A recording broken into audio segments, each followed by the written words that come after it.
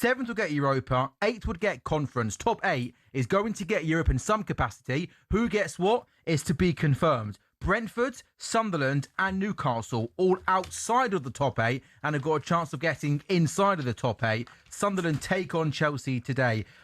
So the games involving teams fighting for those European positions: Forest, Bournemouth, Brighton, Man United, Sunderland, Chelsea and Fulham, Newcastle. Plus, there's 3 other games today that don't have anything riding on it in terms of the teams involved. Burnley, Wolves, or I should say, winner doesn't finish bottom, so maybe there's something on that. The champions Arsenal at Crystal Palace, they'll be lifting the trophy in a couple of hours' time. And Man City, Aston Villa, of course, Pep Guardiola's final game in charge of Man City. Silver and Stones both start for City today. And for Liverpool, Salah and Robertson both always start. It's going to be fun, and we're looking forward to taking you through all of the action live on talkSPORT Goals. I cannot wait. To my right-hand side is Lee Phelps from William Hill. To my left-hand side, Louis Benavente, and, of course, it is Abby Summers. Hi, guys. How are we? I'm in a really good mood. Yeah, I'm great. I can't wait. Brilliant. Yeah, I'm good. Abby, how are you? Look, I've got nothing to think about here. Like an evil laugh. No, he did a Frank Lampard there where he laughed and then quickly went to the straight. He went, ha ha. No, but seriously. Yeah, no, Abby, how are you feeling? Are you okay? No, I mean, Abby, it's been, we've watched a lot of football together, haven't we? Yeah. Over the last 2 years. And yeah, it is, as obviously you are aware, possibility. We're a couple of hours away from Tottenham Hotspur being relegated. Yeah, it's just sickening, really. I feel sick. I don't really have any other words for you, in all honesty, other than just, I can't believe that this is where we're at. I just cannot believe it. Even though we've known this is coming, like, out of the 9 possible outcomes, there's obviously only one where Spurs go down. But if you are proper Spurs, you know that that one is probably going to happen because it's just the Spursiest thing ever. And I actually just don't have much to say at this point. Like, yeah, again, that could be a problem given we're doing a live watch-along specifically involving Tottenham Hotspur. Well, I've never felt so sick in my entire life. No, that's fair. So, that is fair. Especially in football terms. You know what? Why don't I give you 30 seconds to catch your breath, and I'll come to Lee. Great. And Lee, good afternoon. Hi. Oh, okay, that's fine. That's interesting. Got shorts on. Yeah, no, it's okay. It's under a desk, isn't it? It's under a desk. Yeah, no, I know. It's don't look down. It's obviously No, it's fine. I just personally, obviously, I like to take the show quite seriously, and I feel like I won't be able to be at my best today, knowing that your bare legs are literally a feet away from me. But it's okay. As long as I don't turn towards you like this, you won't see any flesh. Yeah, no, it's okay. It's fine. Maybe just try and be a bit more... I'll tell you what happened was I did wear long trousers. I tell you what happened. It's really hot. Yeah. And then I got on a train that had no air conditioning. I thought, I can't wear long trousers anymore today. Shorts were in the bag. I got shorts on. Oh, okay. I checked with Jamie. That was legal. No, some workplaces don't allow it, do they? I think this is a workplace where, like, someone will send an email being like, you can't wear shorts. People won't wear shorts for a day. And then the next day it's like, we'll wear shorts again. And no one says anything. So, yeah, no, I think you'll be okay. Chaotic shirt sleeve order. You know, at school when they'd be like, you can't wear ties, you've got to do this. And then you undo the top button. It's like that all over again. Yeah, but, you know, shorts, rocket, You didn't want to wear shorts today? No. No?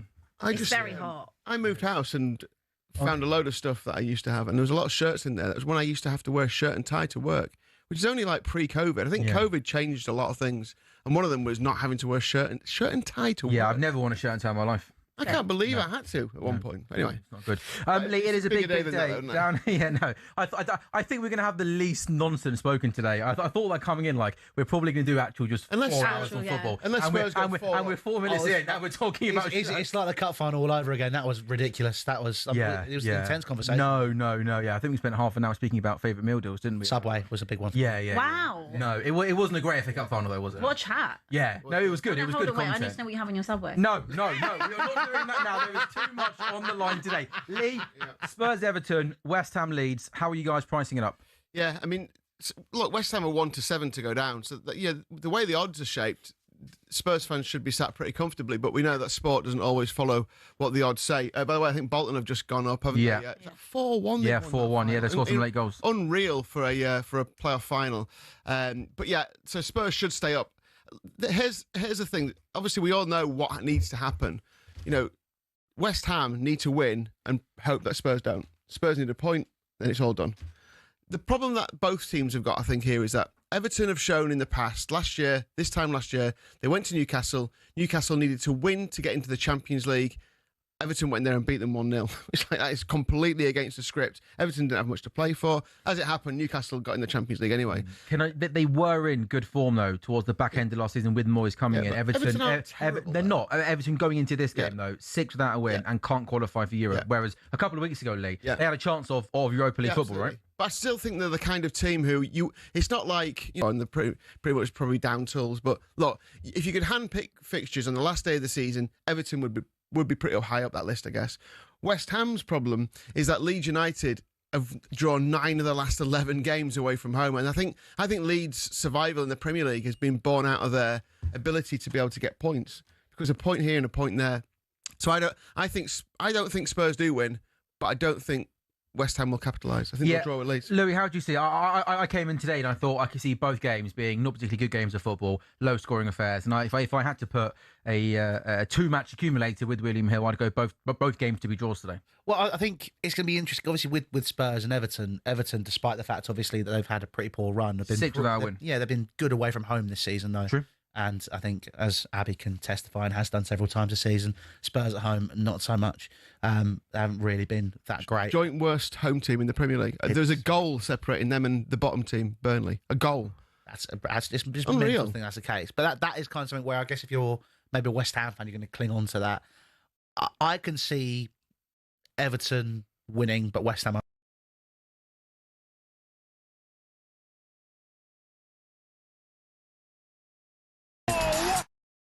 But Nuno likes to sit on that one goal, so it's gonna be very interesting to see, how they develop, and if he's gonna maybe go for it a little bit more, a bit like how they did, I guess, when he brought on Castellanos at Newcastle, but they're already 2-0 down. So if they go for it from the off, I think it could be an interesting game. But yeah, it's I do just think it's going to be a West Ham draw, and I think Everton are going to win.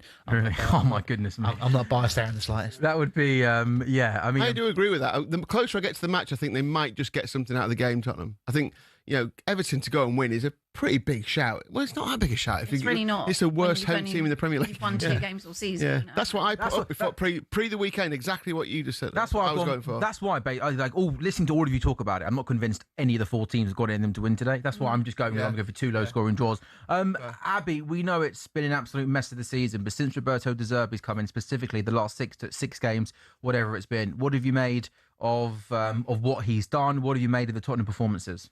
I like him. I think that he gives me something that I can buy into, gives me something I can believe in. What? I think if we were in a parallel universe where Spurs weren't in this situation, or even if they were finishing again 17th but they were safe, I think I would have bought into it maybe a bit more. I don't think we've actually seen the best of De Zerbi yet. It's been a lot of arm around the players. Let's just try and do something. With 7 games to go, it's what I expected of him when he came in. But I do like his personality, despite the fact that I can probably see it inevitably ending in tears at some point. But I like him. I think that if we do stay up, I think that I trust him to get the best out of whatever he's got, whatever that team will look like next season. I expect it to be ripped apart anyway. Fingers crossed. But I like him, and I think that when we have played good football, the Villa game in particular, it's a style of football I like. It's a style of football I think that Spurs fans can get on board with. Obviously, he said if we do go down, he'll still be there. Whether or not that is fact, time will tell. He said that like a man. I think they meant that, by the way. I don't think there was any BS there. I think that, he could have very easily gone, we'll have to wait and see come the end of the season. But he looked in everyone's eyes and went, I'm going to be here next season. And I hope so, because even if we do end up in the Championship, which is the worst possible scenario, I do think that he gives me something that I feel that we can build with and build onto. I think he's a really talented coach. He's a very good coach. I wasn't sure when you appointed him whether he was right for this kind of stage of the season. Agree. But I thought if someone I said, and he's actually done better than I thought. I thought a Sean Dyche type of coach would have been good, keep you up, and then you go for De Zerbi next season, and that would be exciting. But I really do. You're shaking your head, Louis, and I said he's a good coach. You're not so sure. He's all right. I think he's quite dogmatic, and to be honest, in terms of saying that, what do you mean by his style of football, he really doesn't really have a plan B in my eyes. He very much does what he wants, and that's it. He's been great at Brighton. He was great at Sassuolo. He was great at Shakhtar, Marseille. There was personality clashes there. If I think, like you're saying, it's going to end in tears. If you go down to the Championship, that style of football, I can't see it ending very well. Well, that's the thing. He's got quite a distinctive style of football. That's why when we appointed him, I wasn't sure for 7 games if he would be able to A, get his ideas across, or B, if he was the right manager for the job.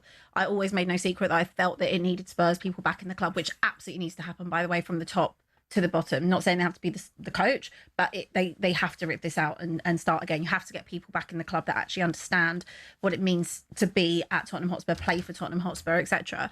But I do think that the only issue I would have issue, and with our board, I've seen it quite. How many managers we had? Like, he reminds me a bit of Conte in some aspects, that if he starts to not get what he wants and he starts to actually, like, this situation has been a bit of a weird one probably for him, because you're coming in with 7 games to go and your job is to purely keep this team in the Premier League and do whatever you can. It's not really about, what football you play. It's more about just the man management aspect, really, and giving them the confidence and the freedom to go and do that.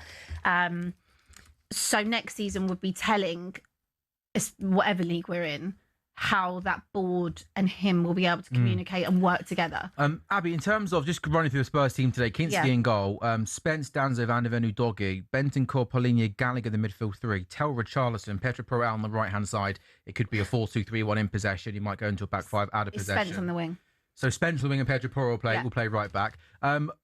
I've seen more people in the last couple of days and correct me if I'm wrong, on Spurs social media, not talking about possibly getting relegated today, talking about, is Christian Romero going to be at the game? Because we know he's been injured. We know he's been back home in Argentina. And there was lots of talk that he wasn't going to make the game today. I've just gone through social media. I haven't actually seen if he's definitely there, but I think most reports sort of last night were he's back in London and he's going to be at the game today. Yeah, I thought so. What happened there? How nice of him. Okay, do you know what? Because we're going to tease ahead. Abby Summers' thoughts on Christian Romero. Hold that thought. Don't get too wound up just yet. That's coming next. And also, I'm going to tell you all about European places and just what needs to happen for teams to come where. And I'll tell you who could get Conference League, Europa League and Champions League. We are 47 minutes away from kickoff. Final day of the Premier League season. We're live on talkSPORT Goals.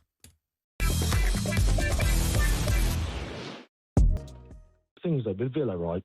Unai Emery is the man. He is like, he has full control over everything. Transfers, youth club, there's no one telling him what to do. And like, there's been rumours about him going to Madrid. Can you imagine him going to Madrid, mate? Like, if he's going to bench Mbappe to play someone else, mate, he'd get ousted straight away, wouldn't he? Yeah, no. Do you know what I mean? It's the perfect fit. It's the perfect club. It's the perfect. No, but you're still Aston Villa, though. What do you mean, Cundy? Well, you mentioned Real Madrid, right? Yeah. Who's the bigger team? What do you mean? Cundy, come on, mate. No, hold on a second. Hold on. Are you, sorry, have you taken stupid pills? I don't know what. Sorry. Were you trying to say Aston Villa bigger than Real Madrid? No, of course not, mate. Of course not. But what are you trying to say, James? I don't know what you're saying. Explain yourself. No, hold on. He's saying he wouldn't go to Real Madrid. Yeah, because he's not in control. Sorry, unless I've got you wrong, Dave. Yeah, because he's not in control. It's Real Madrid. What's wrong with you lot? Are you joking me? Cundy, mate. Are you joking? Listen to me, right? Hang on, Cundy. David. Listen to me. Are you saying to me he turned down Real Madrid? As a manager? Right, so... No, Pitman. What do you think I'm talking about? Cundy, listen to me, right? He could go to Madrid, right? And Dave, think about what you're going to say before you say it, okay? Cundy, mate, you're trying to think about it, okay? You are. He's annoying me. Take it away. Dave, he's annoying me. Yeah, mate, your canister is way bigger than your brain, mate. I swear down. Say it then, Dave, say it. So here's the situation. I'm going to throw it to you. Do you want the job? Unai, do you want the job? It's career suicide, Cundy. It's career suicide. If you went to Real Madrid, right, you have 6 months, he'd oust Mbappe, he'd get ousted by the fans, and then he'd be done. Right, at Villa, I'll tell you what, he could play bloody Tyrone Mings at striker, and I'd still trust the process. Do you know what I mean? Are you saying he's going to say no to Real Madrid? Yes. Kindly give Redable, mate. You're Chelsea. Where are you? 9th? I tend to agree with you. I don't know what to say today. No, I get the whole. I get Jace. I get your whole argument. No, I don't know what to say today. Well, shut up a minute.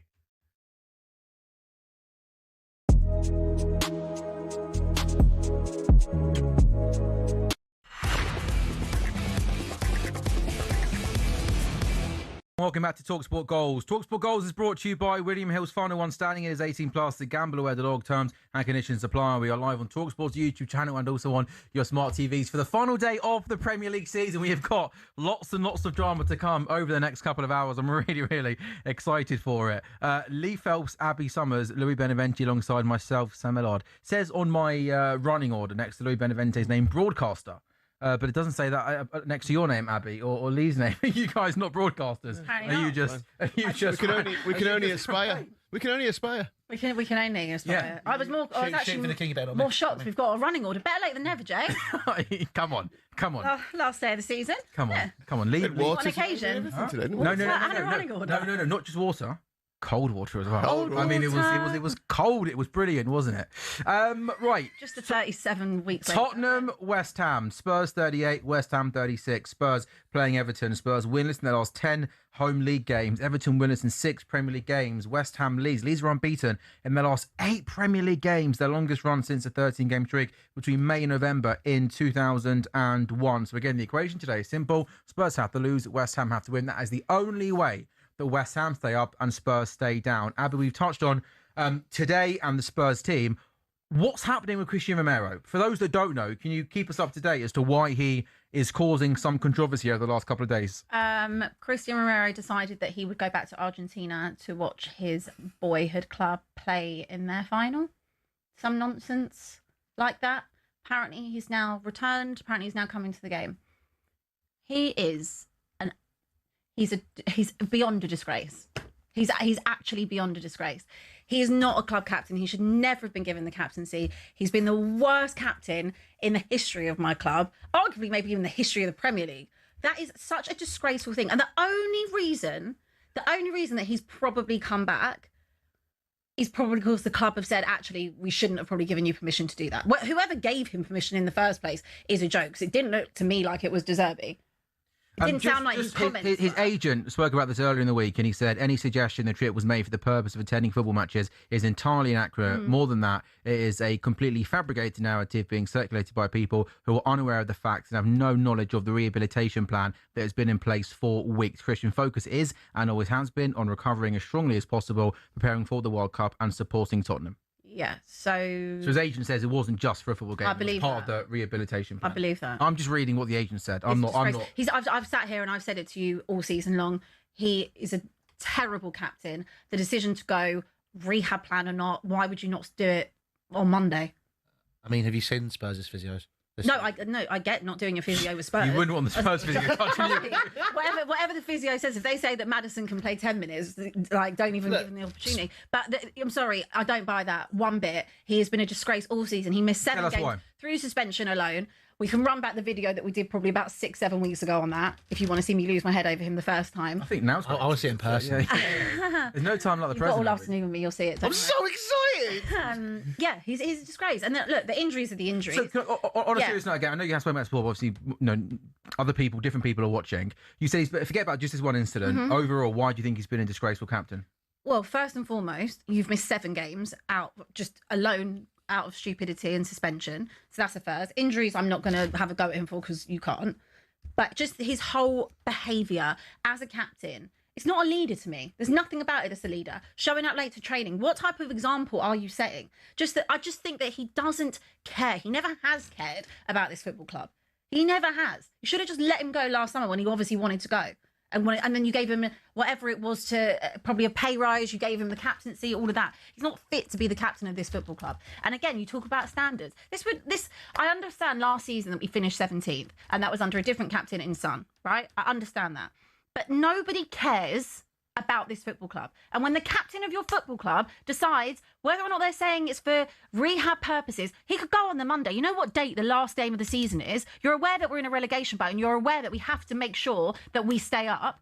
The club captain going to Argentina, for whatever reason, whether it is to go and watch your football team, whether it is to go and have your rehab, why would you not be there? You have played a massive part in why this football club could be going down today. It's disgusting. So whoever said that he could go, Whether he did ask permission, didn't ask permission, to me, Roberto De Zerbi didn't seem to me like he knew anything about it, or he had been the one that had been given the permission. He said he understood why Spurs fans were fuming. So now they're to me, they're backtracking, trying to say, oh, he was going for rehab. Whatever reason it was, your club captain should be there, supporting. You think in a week of this magnitude, that even if you're not fit and can't play, that someone like that who has been there for a long time should be in the dressing room, should be at training, should be helping a team. You're absolutely, I completely echo those thoughts. Fit or not fit. Fit or not fit. You saw James Maddison travel with the squad for 3-4 games when he was obviously nowhere near it to be a leader. You've seen most of the games he's been there on the touchline. That's fair, Abby. You know, it's disgraceful. You know, and I cannot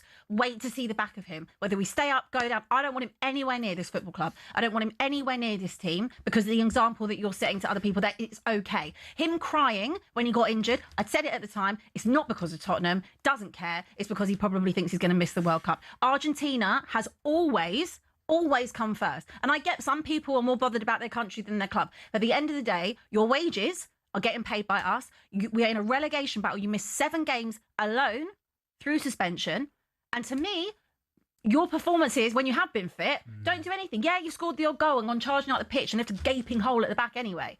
Abby, Adam Nathan's a friend of mine. He's a big Spurs fan. He said Romero has lost any shred of goodwill you could have left for him. Alongside that, his tenure at Spurs, with his unprofessionalism and general lack of care that he's shown towards the club, highlights and amplifies the shocking way that we are run, which facilitates his behaviour. Absolutely. The club is rotten. It is rotten to the core. Stay up, go down. There's apparently a protest that's going to happen regardless at the end of the game. And I absolutely beg people, I wish I could be there, but I'm here. I urge people, go to that protest, because whatever happens, this club needs to be ripped up. It needs to start at the top. You get Johan Lange out, get Vinay out, get Enoch out. I feel like I sit here and I say the same thing every single You do, but I feel like year. on a day like today, it's definitely the day you should be allowed to say it all over again. No, Abby. I know. So preach it. But I've sat here and I've said it year in, year out. Get them out, the football club. Get everyone that is rotten out of this football club, because all they care about is profit over glory. You know, I think I saw something yesterday that it was like, you've paid £600 for 2 wins this season, actually. It's like the worst value for money ever. Worse. My season ticket is £1,300, and I got to pay that next week. It's the most expensive season ticket in the country, right? It's disgusting to see 2 wins. Plus, that doesn't even incorporate people, how they travel to get to the stadium, or the food and the drink and how expensive that is. Like, they've got you over a barrel, because if you give up your season ticket, then you can never go. But Abby, would you pay £1,300 if on your, like, look at the return on your investment? It's nothing. I have deep sympathy for Tottenham Hotspur supporters. A lot of my mates, most mates are Spurs fans, and they pay their hard-earned money to go to Tottenham Hotspur, and they pay more money than most, and what they're treated to, and the way that football club has been run, the lack of ambition, is nothing short of an absolute disgrace. And I can say that, and I'm not even a Spurs fan. Abby, will there be any change this summer? There has to be. No, there has to be, but will there be any change?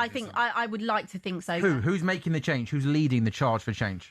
I don't know. Who is at the top that will make it happen? Well, unfortunately, Joe Lewis obviously owns the club, and most of his family members are in charge in key prominent positions. So in terms of selling the club, I mean, if I was them, please sell the club. But then they turned down. I thought for a second you were about to say I'll buy the club. But Sam, I'm like, if I had the funds, believe me, if I had the funds to buy this football club, if I had funds to even own a percentage of it that could get me into a room where I could help change something, I would do it. Abby, I'm going to just bring Lee in here, because you're a Spurs fan, you're a Chelsea fan, you both support 2 of the big 6 clubs, and you're both unhappy with your ownership. Lee, I'm interested in your take, because you're normally quite calm with everything, quite measured with everything.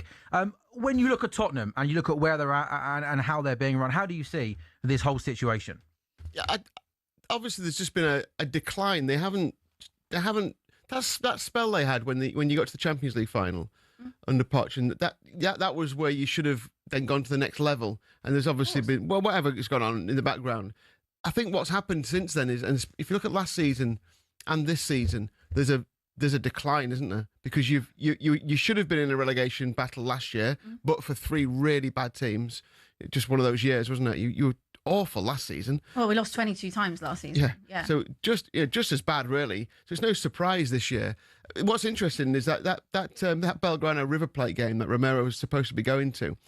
The history of that is that Belgrano relegated River Plate about 15 years ago. And in Argentina, the top division, you don't get relegated on one season. it's the average of 3 seasons worth of results. Which you wouldn't be surprised if Spurs go down. I wouldn't be surprised if the Premier League don't look at something like that. But you've had 2 seasons worth of bad results. That's a hot take there, Lee, folks, isn't it? You know what I mean? It's like what? Because why would they want to lose big teams? Like Tottenham being in the Championship is bad news for football in a sense, isn't it? Well, it's great for the Championship. Brilliant, and you probably would just come back up again. But not necessarily. But who knows? Just on something that you just said about the decline of Tottenham. You only have to look at the last 7 years as a period. And I actually spoke about it a couple of weeks ago. If you go back to, we sacked Pochettino in the November, and we'd already been going stale, and there was lots of factors to why we were going stale, more so about things off the pitch than That was actually. November in 2019. 2019. So it was only a few months after the Champions League final. Yeah. It was 3 months after the Champions League final, but we were already going stale. We'd had those 2 seasons at Wembley. We'd had a year and a half without any signings. Yeah. So there were factors you could understand why, and obviously you get to a Champions League final with you had no business being there, but that was the time you had to back him, and they didn't. Daniel Levy sacked him after 3 months, and you look at the direction of the 2 football clubs, right, in terms of Spurs and in terms of Arsenal in the last 7 years. One has decided they brought Mikel Arteta in the December of 2019. Look at the decision of a board. Firstly, having stability. Secondly, backing a manager and trusting a process. We had that with Pochettino, and he'd done it on barely any budget. How could you not have given him the same courtesy to do that? In and around that time. Now look at the 2 clubs. We were supposed to get into a Champions League final. Finishing second, challenging for the league. I'm fairly certain Spurs' net spend in around that time, since Poch had been there, was zero. Like he was doing it on a net spend of 0, which is testament to, the recruitment was good, signing Dele Alli from MK Dons for that. Yeah, but also testament to one of the world's best strikers. Yeah, of course. But you had an amazing partnership. But also testament, Louis, to what a good coach he was. And again, I do, lots of things have gone wrong post then, but I do always think back to that period and those transfer windows where they gave Poch no money to spend, and that was the time where Spurs had to capitalise and get to that next level. Yeah, but that was Daniel Levy fulfilling his own prophecy. He wanted to make sure he got Jose Mourinho because he couldn't get him the first time round. You sacked Pochettino 3 months after doing that. Crazy. Look at what has happened. So this revisionism that I keep seeing, that he definitely wouldn't have left it as late to sack Thomas Frank, and he probably wouldn't have brought in Igor Tudor. I will give him that because he's predictable, and I know he wouldn't have probably done that. But the decisions he's made along the way that have got us to this point are his fault. Are a massive part of his fault. His fault, ENIC's fault, and then he's recruited. He's the ones that have brought in Vinai and Johan Langer. Like, what are you trying to do here? Like, it feels like, and this is obviously not true because it's not. I'm not saying it's a conspiracy, but it feels like everyone is trying to just kill Spurs from the inside. Like, it feels that way. It feels like no one cares about this football club. It's all about profit and the Skywalk and Tyson Fury fights, and everyone just... You know what I'm saying? And be honest, like, we're the butt of every single joke continuously. Always. And I'll be honest, Ange also, even though he won the Europa League, he made it acceptable to continue to lose week in, week out. That's fair. And I think that has also set a tone that that's okay to do. Whether or not we would have been in this position, arguably, if we would have kept Ange, I still believe he would have been sacked probably by the October. But it's unacceptable. This club is so done. It's so rotten. And do you know what? Even if we do go down, which is the worst thing, I do feel like maybe I will fall back in love with my club at some point, because I will actually enjoy. I will enjoy probably watching us. As awful as it sounds, it probably would be a good thing to do. To kind of just draw a line in the sand and start afresh. Because the thing, Tottenham have suffered from that kind of, like the social media pile-on age that we live in. They've suffered from that because everyone, as soon as there's a weakness in anything these days, there's a pile-on. And Tottenham have got so many weaknesses. Look at Man United this season. Pile-on, every week, pile-on, media, pile-on. And as soon as Carrick comes in and arrests everyone's a bit like, oh, Man United are good, aren't they? Carrick's brilliant, isn't it? Everyone's really positive. If Tottenham, if they made a better decision about Igor Tudor and brought someone in at that point, let's say they brought Deserbi in, and suddenly they started winning, they'd have moved on to the media. I mean, all of us would have moved on to someone else. West Ham, whoever. West Ham haven't... It'll be West Ham, the financial West Ham haven't got... And look what's happened at West Ham, by the way, over the last 3 or 4 weeks. Yeah. I mean, talk about, rotten from the inside. There's some serious issues there, aren't there, that club as well? And it usually is, the clubs are... Chelsea's another example, isn't it? You've talked about it last week. Everyone's talking about it. The problems at Chelsea are because of how it's being run. It's not the players really, or the manager, or the fans, definitely, is it? It's always to do with the up top. If you kept the same manager in charge for 5 years at most clubs, I'd suggest they do all right. I agree, but you don't get most managers don't get the opportunity to do that. And in fairness, I wouldn't have wanted to see what 5 years looks under Thomas Frank. No, thank you. But you probably would have come good in the end because the players go. But you don't actually have the time. And also, I think with the Thomas Frank thing, decent, that they didn't respect Thomas Frank from the get go. You think go back how early it was with the Van der Ven and the Jed Spence snub of him, like early doors. If you're turning up to training late, who's your captain? Sorry, and Romero as well. They had no respect for Thomas Frank. And also, when the manager comes out, first thing he says is, "We were going to lose games." I mean, he was spot on, but it just he got that right, didn't he? You do have to have some consistency and some stability. And I would say that if we do stay up, if we do go down, hopefully that De Zerbi can build something like that. Abby, take a breath. Thanks. We're going to a break. We are under half an hour away then from the final day of the Premier League season. Again, Spurs, Everton, West Ham, Leeds. Spurs lose, West Ham win. West Ham will be staying up. Spurs will be going down. Maybe I'm next. We'll take a look at the race for European football. What needs to happen today? Because, of course, Louis Benevente, I mean, it's not all just about Abbey and Tottenham Hotspur. Will Chelsea Football Club get Conference League football? That is what today is all about. talkSPORT Goals is back in a couple of minutes' time.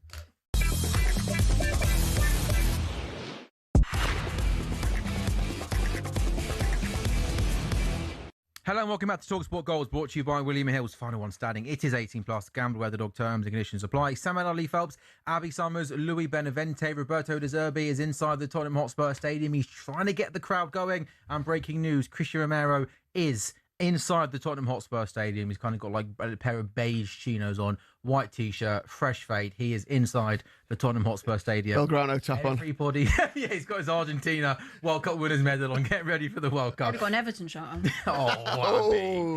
Fade's not all that either, mate. We've been through this last week. Say again? Fade weren't all that either. Here we go. As if you know what a good fade is. Okay, guys, I need your full concentration, okay? Mm-hmm. Right, European football, okay? No matter what happens on the final day, 5th place is going to qualify for the Champions League. We know that, okay? 7th is definitely going to qualify for the Europa League, and 8th is going to qualify for the Conference League. Now, that just leaves 6th place. If Villa finish 4th, then 6th will qualify for the Europa League. But if Villa finish 5th, 6th will qualify for the Champions League. I'm now going to test you, Abby. Yep. What's happening with 8th place? 8th place would be Conference League. What's happening with 7th place? Europa League. What's happening with 5th place? Champions League. Good. And what's happening with 6th place? If Villa Yeah. finish 4th. If Villa finish 4th, yeah. Then 6th is Europa. Correct. And if they finish 4th, yeah. If They finish 4th. Correct. Oh, And can't wait 5th, for that. and then if they come 5th, Too much maths. 6th place will be Champions League. Good. We all got it? We got it. Yeah, good. Well done, team. That was quite patronising for me, wasn't it? But I just wanted to make sure that we know it's important stuff, isn't it? You've only been drumming it into us for 3 weeks, so. Yeah, sorry that I'm quite excited about the prospect of Bournemouth getting Champions League football. I think it's great. I just don't want to get to the 84th minute and somebody turns around and goes, What's happening here? what's happening with 7th? Yeah, exactly that. Like, Lino. I'm definitely now not going to ask that at all. No, regardless okay. of what happens So, now. yeah. Aston Villa are 4th. They are on 62 points. Liverpool 5th on 59. Bournemouth 6th on 56. Brighton 7th on 53. Chelsea are 8th on 52. Brentford got 52. Sunderland 51. Newcastle 49. In terms of the games today, Liverpool are playing Brentford. Oh my God. Forest Sorry, they found Kulusevski. I haven't seen him all season. Forest Bournemouth. Brighton Man United. Sunderland Chelsea. And Fulham Newcastle. Lee, where do you want to take us? I think Liverpool do win at home to Brentford. I'm not massively confident. They're odds on to do it, but obviously Brentford are well capable of beating anyone on their day. But they've really gone off the boil a lot, I think, Brentford. And I think given the emotion at Anfield today with Mo Salah leaving the club, and probably more so Andy Robertson actually leaving the club, I think Liverpool will get the job done there. So I think they win. I think Villa, who've been celebrating for a few days, lose at Manchester City, where it'll be unbelievably emotional because it's Pep Guardiola's last game in charge of the club. That and the last few days, I've never seen Pep look so happy. The last few days, I mean, the relief that must have been taken off his shoulders given that news. So I think Man City win. I think Liverpool win. So that means Villa finish in 5th position, which obviously means that 6th goes to Champions League. Brighton have to win and Bournemouth have to lose. Yep. I think they get at least a point at Nottingham Forest. Yeah, Bournemouth. I think so. I think for them to lose at Forest and Brighton, who've got a better goal difference than Bournemouth, by the way, so that's why they only need to win. Brighton winning at home to Man United. I think both could be draws. I think Bournemouth get Champions League football today. what happens below that? I mean, I can see Sunderland beating Chelsea. I think Sunderland will be another day of celebration at the Stadium of Light because they've had an unbelievable season.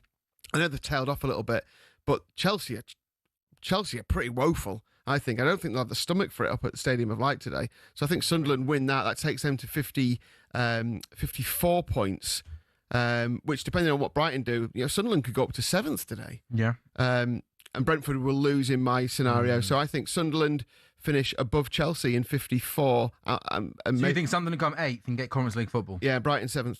Okay. Louis, as a Chelsea fan, obviously you can finish in a Europa League spot if you can better Brighton's result. If not, it could be Conference League. I mean, is it one of those where if I offer you Conference League or no Conference League, would you almost just not want Conference League and just prioritise, Premier League football next season and Alonso gets kind of a full week with the players? I had a great time watching the Conference League.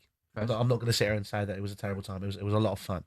However, yeah, I would say that realistically, I prefer Alonso to have a week with the players every single time, knows exactly what he's getting. I mean, look at the benefits given to Manchester United and Carrick over the past few weeks. So, I think that would be something that could be a massive bonus and something that we could definitely see the better side of Xabi Alonso if he's given the tools he can to make sure that Chelsea can start to perform.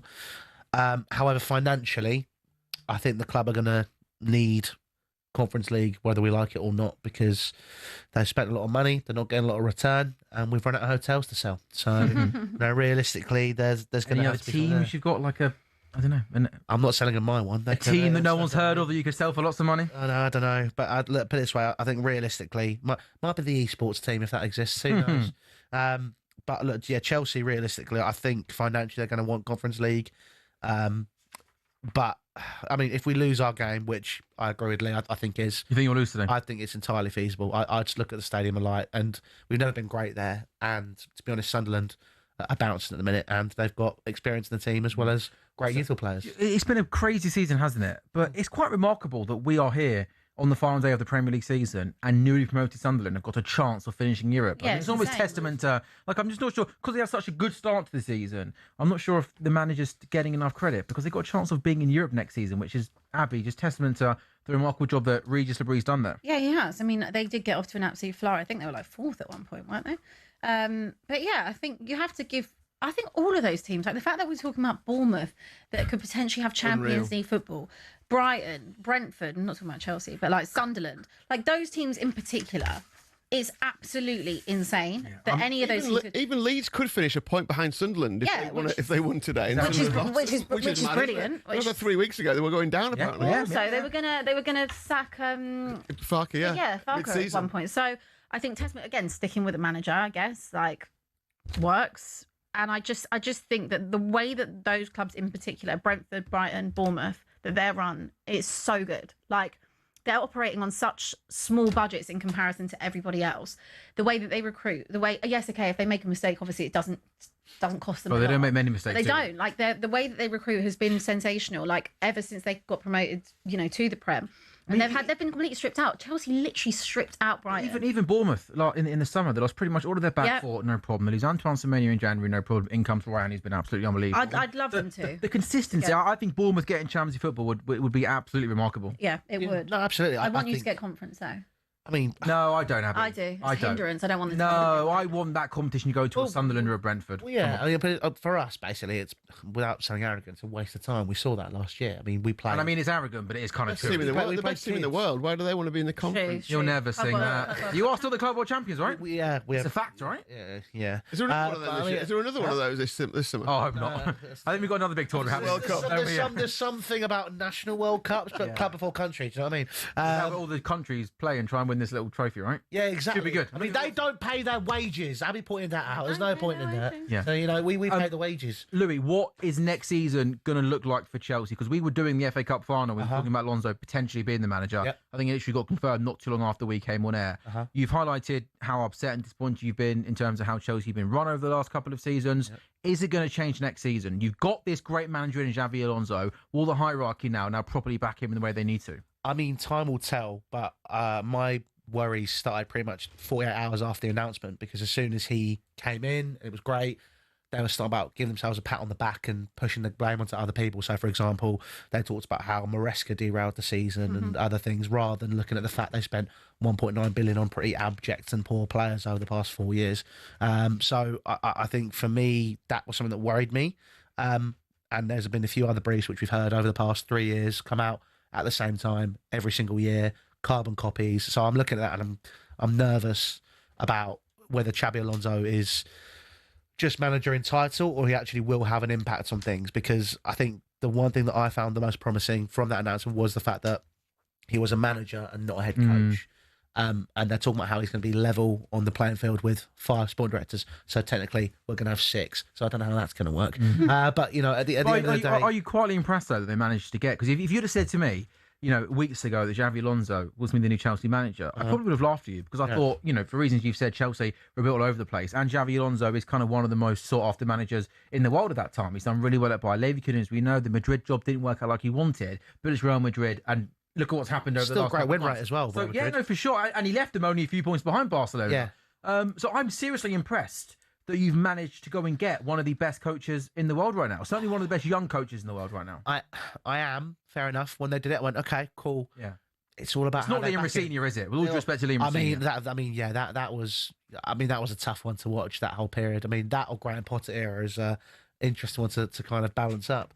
But I think realistically for me, look, Xabi Alonso is an unbelievable appointment as a manager.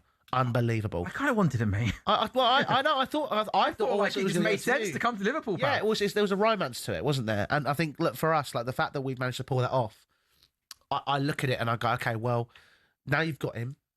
You need to make sure you give him what he needs, because the problem we had previously was with Pochettino, with Maresca. They made certain promises, and then when, in Maresca's case especially, he completely overperformed, they weren't fulfilled. If I had to guess, I think there's going to be a slight change this year in the transfer window, because I think you've gone in, you had your Marescas, your Roseniors, your kind of more less experienced managers. I think you've gone out there and shown a real statement of intent and brought in a seriously good coach. And I now just don't think the hierarchy are that stupid just to go, we're going to give you a couple of 21-year-olds that could be good. I think Alonso will be a Liverpool manager the season after next. Yeah, no, I agree. He won't go right at Chelsea. They'll fall out and he'll be a Liverpool manager. Yeah. You can see that happening, like history would tell you that. But is he coming as head coach or manager? Manager. So you would think that, you know, when they sacked Rosenior and they said they're going to give themselves a long, hard look in the mirror. Yeah. So maybe this is we need to do corporate jargon, a period of self-reflection. Period of self-reflection. Like I do that after every goal show. Yes, same. I just spend 3 hours looking in the mirror, self-reflecting. That's why when I went in the bathroom, it was a bit weird when you're about to start crying. Yeah. I do think that when you think about Blue Co as like owners, they haven't had football people making decisions. I mean, didn't Todd Bowley say he bought Cucurella off of Twitter Spaces? So also in the first transfer window, basically because of what happened with how Chelsea was sold, which was, by the way, like that's never going to happen again. That was such a weird situation. He basically stepped in as de facto sporting director because he couldn't get anybody in. And I mean, the Cucurella, I'm not going to lie, it's kind of that's one of your best. All right, but I mean that window itself was, I think, in terms of the idea of signing some older heads and some younger players, like I saw what he was trying to do. Did it pan out? No. But now they put in people from Brighton and from smaller clubs and gone, right, when Benedict Barley goes, they are the best run club in England, despite the fact they have never won anything. But they are. But that's the truth. See, I win things. I agree with that. You don't get awards for being the best run football. No, you don't. You don't. But there is trophies. We got one from FIFA, but guess what? Because we also won the Champions League the same year. We got best run club. And we won things. Not everyone wants to win things. Can you imagine away section? Best run club, you'll never sing that. We did sing that when he got I'd love Did you actually? Oh, that's terrible. I'd be happy with that, in all honesty. I don't know if this is... I was reading about there's a signing that's been made, isn't there? Is it? Yeah, you signed Valentino Barco, so this is like from Brighton, went to Strasbourg, and now we got him. Xabi Alonso's first signing. He was at Brighton, Strasbourg. I mean, it's like, what? That's not a signing. This is part of the problem. If he's going to be the manager, then you would think that he's going to have autonomy over who can and can't come in. Yeah. Otherwise, you're going to end up, like Lee said, he's going to be at Liverpool. You surely would have to hope there's going to be a change of impetus. I thought you'd get Gary O'Neill, to be honest. You know what? I did as well. Well, will it be Conference League football or will it be Europa League for football Chelsea? We will find out throughout the course of the afternoon. We guys are 11 minutes away from kickoff in the Premier League. 10 games going on at the same time. We need some more TVs. talkSPORT Goals is back in a couple of minutes. Just explain what the story is. Well, basically, Romero's injured. He can't play. Now, Spurs obviously played the biggest game of the season on Sunday. River Plate are playing against his former team on the last day of the season as well. Both teams can win the league, all right? His former club, that one that he grew up with. I don't know I can't remember the name. Anyway, they kick off at 7 on Sunday. He's gone to Argentina to watch the game instead of Spurs against Everton. Now that for me, the club captain not there on the final day of the season. If that doesn't sum up Spurs right there, that is an absolute joke. Now, there might be an argument to say he's injured, he's gone out to Argentina to get treatment because of the World Cup. I don't care. No, I'm the same. The club captain has to be at the final game of the season. It's a joke. Why is the club captain not at the final day of the season? He's going to watch River Plate. That is outrageous. Outrageous. Yeah. That is a sackable offence. Yeah, and whoever's allowed that to happen, whether it's come from the top or Roberto De Zerbi, they should be ashamed of themselves. It sums up Tottenham in every aspect. That is allowed to happen. Like, if he don't want to be there, fine. No, he won't want to be there. No, it's not fine. No, it's not No, fine. that's not fine. But no, I get that. But in terms of he don't want to be at the club, he wants out, right? Get that. But his teammates will want Romero around the dressing room. His teammates, the people that he's played around, the people that he's played alongside. I know. You know, he's been in the trenches with. No, and he's decided to go and watch River Plate on the last day of the season. It's disgusting. No, Disgusting. I am absolutely. When Ryan told me this, I looked at him and had to gaze in his eyes. I said, "What are you talking about?" I'm thinking, what game is that day? Can he get back from Argentina? Why is he doing that anyway? No, he's going to miss one. Yeah, they kick off 7:30 on Sunday. Mate, that is. It's outrageous, mate. It's outrageous. Maybe he knows what's happening. Maybe he knows you're going to play in Championship football, and he's thinking, do you know what? Right, I know where we're going. I'd rather go and watch a decent. That's not the point. That's not the point. And Spurs. That's not the point. You can't get away with that. You're a club captain. Club captain is not there on the final day of the season. That is. It's disgusting. It is so bad. So bad.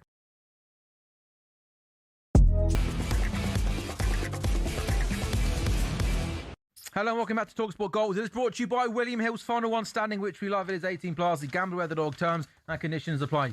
Go on. No, I should say about Final One Standing. Yeah, no, I know. You didn't even let me say hello before I saw you smiling and pointing at me. The final. How we going? Final day of Final One Standing this season. Go on. 6 pots still live. 6 pots still live. Crazy. So if you're in one of those pots and you pick a winner today, a team that wins, you will share 150. There's £150,000 out there to be won today. Wow. So there's a 50k pot. The rest are all 20k pots.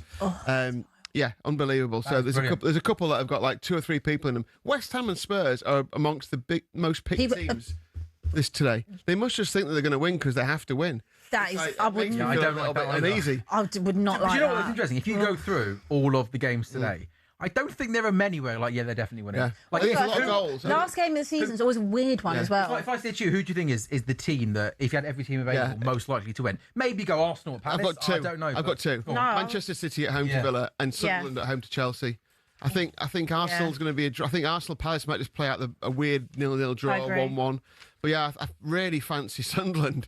And they're a decent price as well. I mean, I think like Sunderland are like literally just under 3-1 at home to Chelsea. Love it. Lee, any other prices again? There's a couple of epic boosts to give you a bit of confidence. West Ham fans and Abby and the Spurs fans. The epic boosts are Spurs to score in the first half, even money, and West Ham to score in the first half, even money. Those 2 games, which they have to score, don't they? If either of them concede first, it could be a really long, difficult afternoon. We actually don't have to score. We can stay as we are. Yeah, but 0-0, nervy.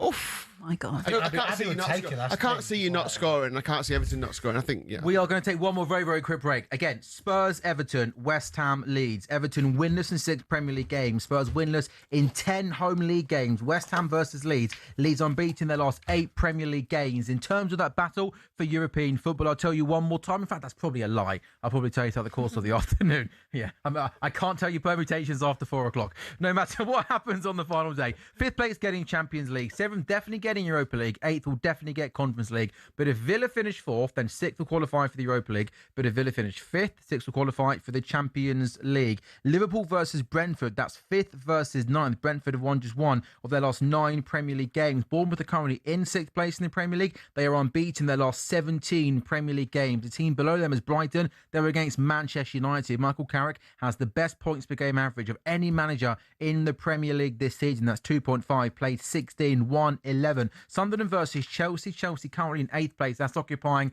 the final European place. That'd be Conference League football. Sunderland with a win will go above them. Chelsea won 2-1 against Spurs last time out, ending a 7-game winless run in the league, during which they scored just twice. And Newcastle are 11th, but even if Newcastle win, they go to 52. That's level on points with Chelsea in 8th in Conference League. But they've got a much, much, much worse goal difference. Even if Newcastle win, it's very, very unlikely they will get 8th place, which would be Conference League football. Abby, in a sentence, as we are 5 minutes away from kickoff, how are you feeling? I cannot believe we are here, Abby Summers. I just feel really sick. I do. I feel nervous, feel sick, feel a bit shaky. You can see Dante in the background giving it. I just can't. Do you know what? I just can't. Have you been in this video yet? I have been in the video. A day in the life today? Yeah, I made the cut as well. I was quite honoured, Dante. On the video. You have a nice lead though, mate. It's a bit disrespectful. Oh, you will? Oh, no, we're doing something separate. Oh, you really? Yeah. Do you know what? Just a special one with Lee Phelps. I just want this to be over. Yeah. Either way. This might not be the time for this, but you know the crazy video from 2 weeks ago of West Ham versus Arsenal? Yeah. I sent Lee this comment. Somebody commented along the lines of, I really like the guy with glasses who just sits there and keeps his cool. And I was like, you literally just managed to remain calm there throughout the whole thing. So much. Lee's like every manager in like a Champions League final. Everyone's going mental, just stood there with touchdown. It's 1-0. It's unfolded. Bring it down, boys. Yeah. Lee has seen a lot of head losses. Everton have come with 3-0 down today to win 4-3 and send Spurs down. And Lee's just my God. Spurs are 2-1 to get promoted next season in the Championship. We have 3 minutes until kickoff. We will see you in exactly 3 minutes. Here we go, guys.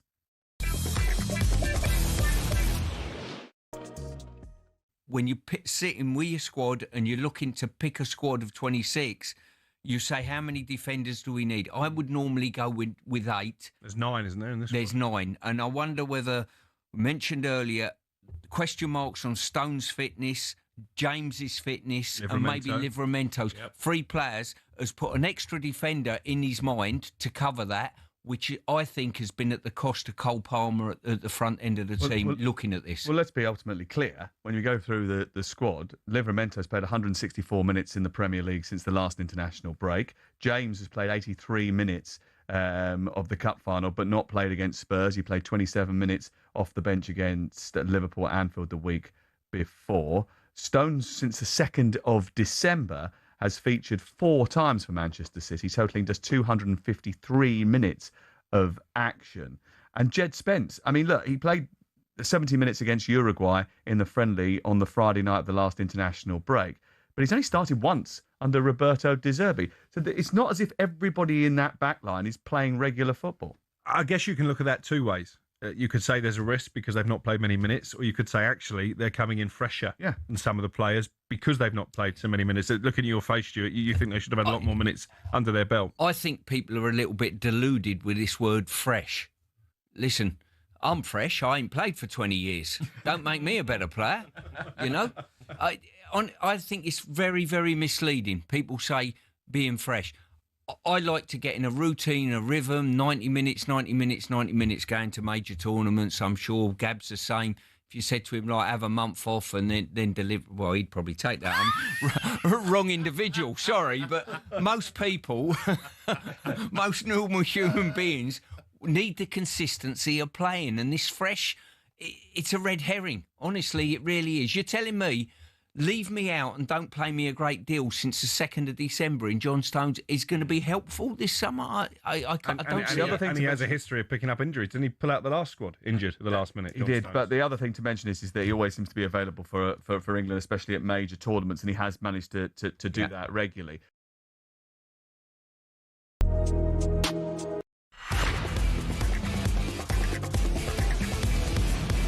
Okay, then here we go. It is talkSPORT Goals. We are live on talkSPORT's YouTube channel and on your smart TV. talkSPORT Goals is brought to you by William Hill's Final One Standing. It's 18 plus. A gamble with the dog. Terms and conditions apply. Sam Ellard, Lee Phelps, Abby Summers, and broadcaster Louis Benevento are with you live on talkSPORT's YouTube channel and on your smart TV. Hey, I have to read what's on my running order. I am a good professional presenter, okay?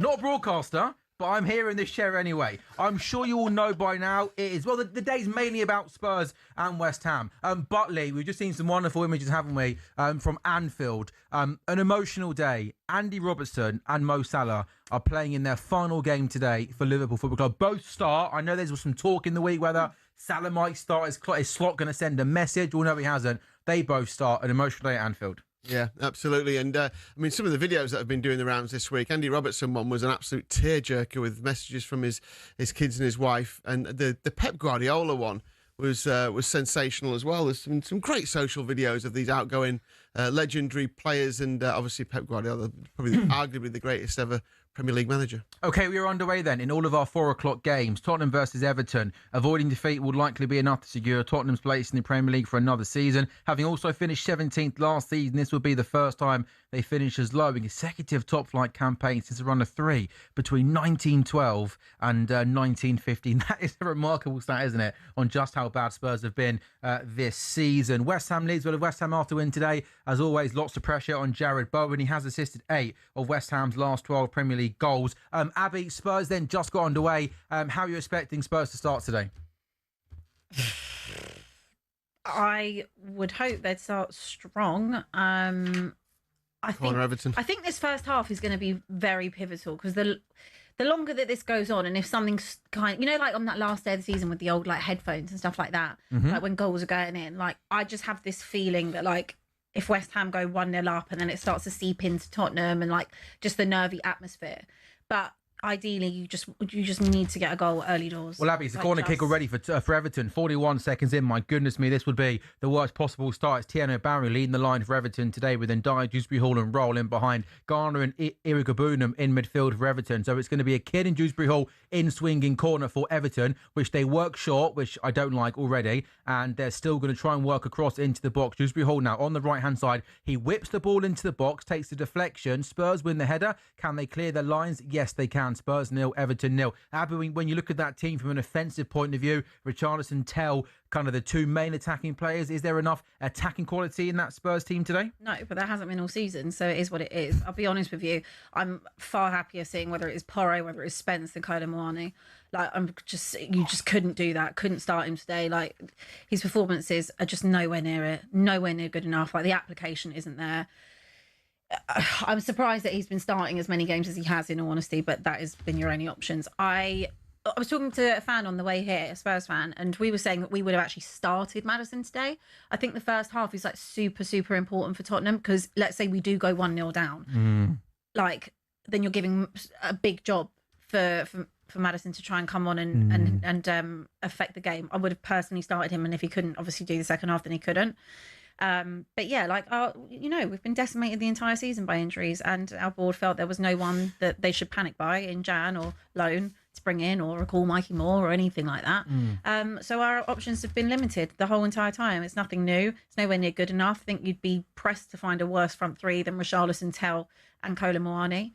But in all honesty, Tell, he tries, he works hard, but the end product just isn't there. Maybe he'll discover it today. Richarlison's our top goal scorer with 11. Fair to him. I never questioned the work rate. He's just never been good enough. And he's been plagued by injuries ever since he got here. Kolo Muani, we'll probably end up signing him in the summer because we love to do that with crap players. Like we did with Tell. Didn't have a good loan spell, ended up signing him. Timo Werner, famously, terrible loan spell, ended up signing him.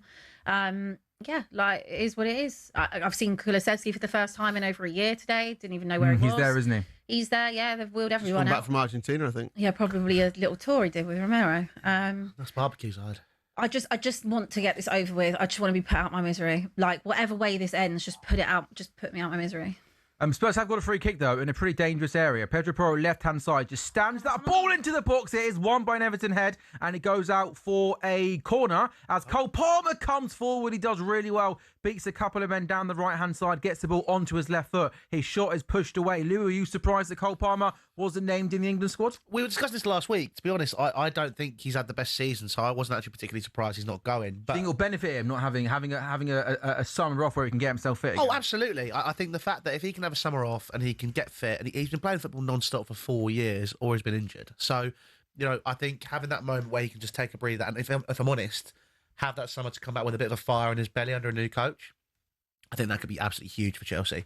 Absolutely huge. The Spurs corner comes into the box. Winner, the header at the back post, and then gets headed towards goal. Everton clear, but the ball's hanging in the air. Spurs still got the ball alive on the right-hand side. That's really good play, though, by Illiman and Dye. And he does really, really well. Quick feet there. And he looks to try and get Kidd and Dewsbury Hall away. But Spurs come and win the ball back. And it's going to be a free kick for Spurs on the halfway line. Lee, what's catching your attention in the opening 5 minutes? Yeah, Man City has started really strong. Surprised not to see Erling Haaland in the lineup for the final game under Pep's management. But Foden leads the line. Just on your point about the England squad, it would be interesting today to see if the likes of Foden and Palmer and Gibbs-White might be a nice little treble of goal scorers just to kind of stick two fingers up and say, yeah, you should have taken me. I bet there'll be a bit of extra in their games today, just trying to finish the season strong with the summer off. But that's the reason. Apparently, Pep's left Haaland out to give him a game off before the World Cup. Same with Gueye as well. So City started really well, zipping it around. Villa can look like this even at their best, a little bit pedestrian at times, but City started pretty well. 5 minutes gone though, no goals anywhere. I was expecting lots of goals today. Leeds watching the West Ham game. Again, only 5 minutes in, but it's been Leeds United have had the majority of the ball in the West Ham half. I wonder, we're supposed to be speaking a lot about Spurs, haven't we? Abby, Spurs coming in down the right-hand side. Go on. Can they got the ball inside the box, right-hand side, worked out to the edge of the box, shot comes in, takes a deflection. We talked, Lee, about what the atmosphere is like at Spurs. I wonder what the atmosphere is going to be like at the London Stadium today. Yeah. I mean, they had a 2-2 draw, these two, didn't they, in the FA Cup here? So, look, I guess at this stage of the game, it'll just be pure support, won't it? Get forward, attack. If they go a goal down, that's when you start to worry for both sets of supporters. But as it is at the minute, I think the atmosphere will be pretty good. I mean, look, travelling through London today, the atmosphere is pretty electric from all fans that you saw. Everyone, I mean, I've never seen so many Arsenal shirts. I felt like I was having to hide coming out of London Bridge. Go on. Oi, we have a first goal of the afternoon. Who's coming bottom? Is it Wolves? Is it Burnley? As things stand, it's going to be Burnley because Wolves are taking the lead against Burnley. It is Wolves 1, Burnley 0. Armstrong scoring a penalty for Wolves. So Wolves are 1 up against Burnley. Wolves are just 3 wins in the Premier League this season, guarantee to be their lowest win total in a league season in their whole entire history. Burnley win this in their last 14 Premier League home games. Burnley 0, Wolves 1. Armstrong has scored the goal. There was a chance for Enzo Lefebvre, who had a shot pushed away by Sanchez. Then we just saw not the best of Sanchez, really good dangerous corner whip. Then Sanchez didn't win it, but a free kick has been given. So confirmation, Burnley 0, Wolves 1. Adam Armstrong after 5 minutes.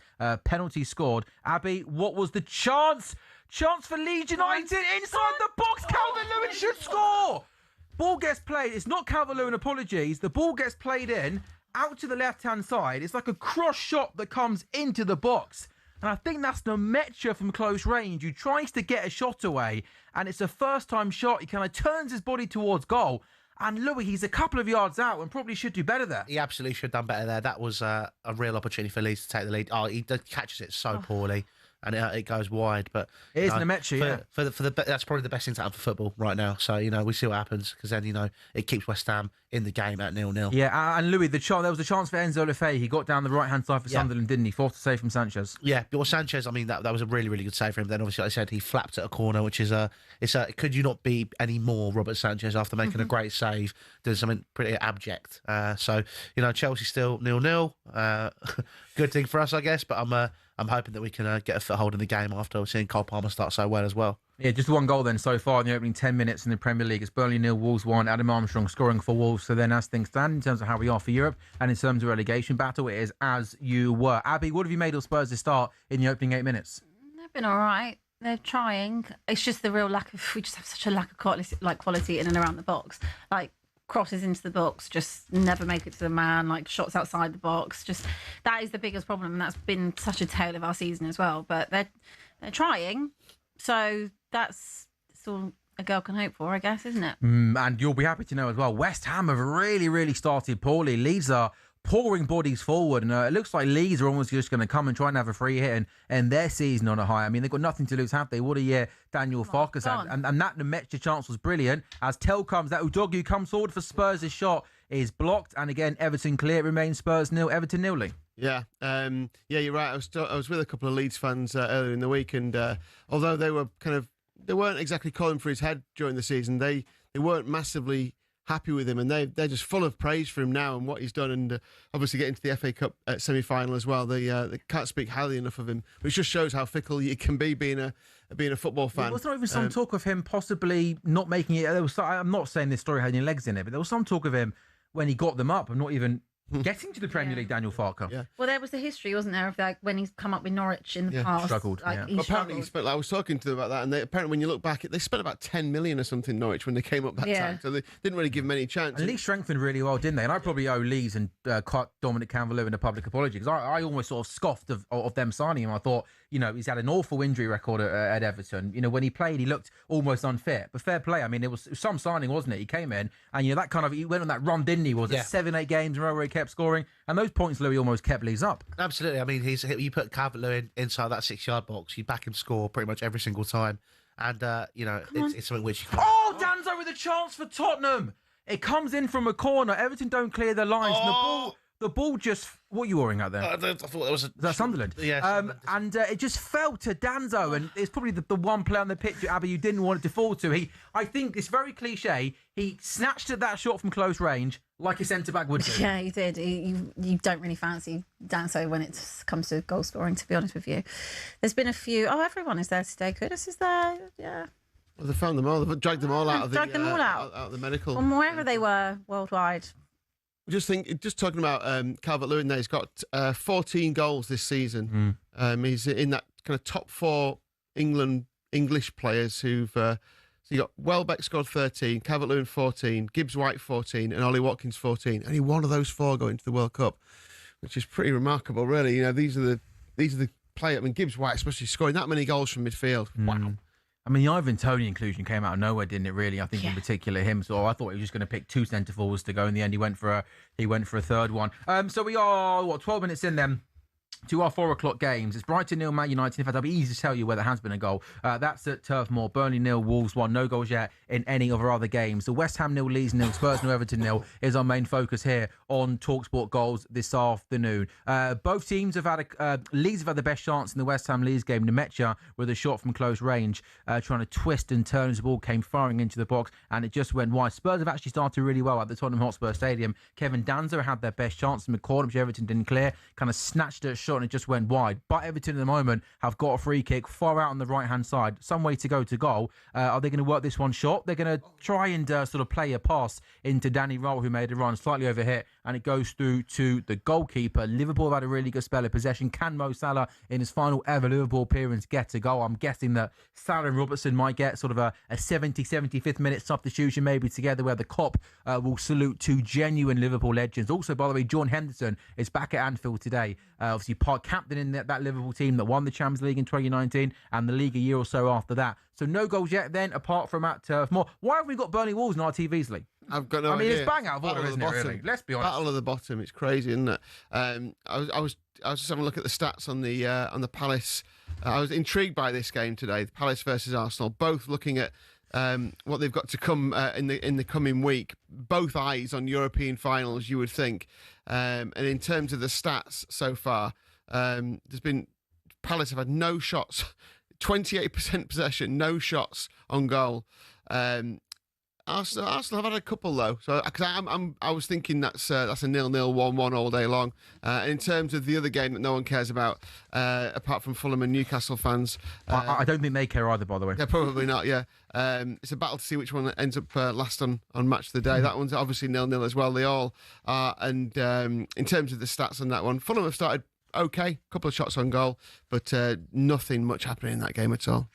Jarrod Bowen, free kick. Oh, it was a really dangerous free kick that came into the box. And the goalkeeper came and got nowhere near it, but it was headed away by a Leeds player. But that was the first chance.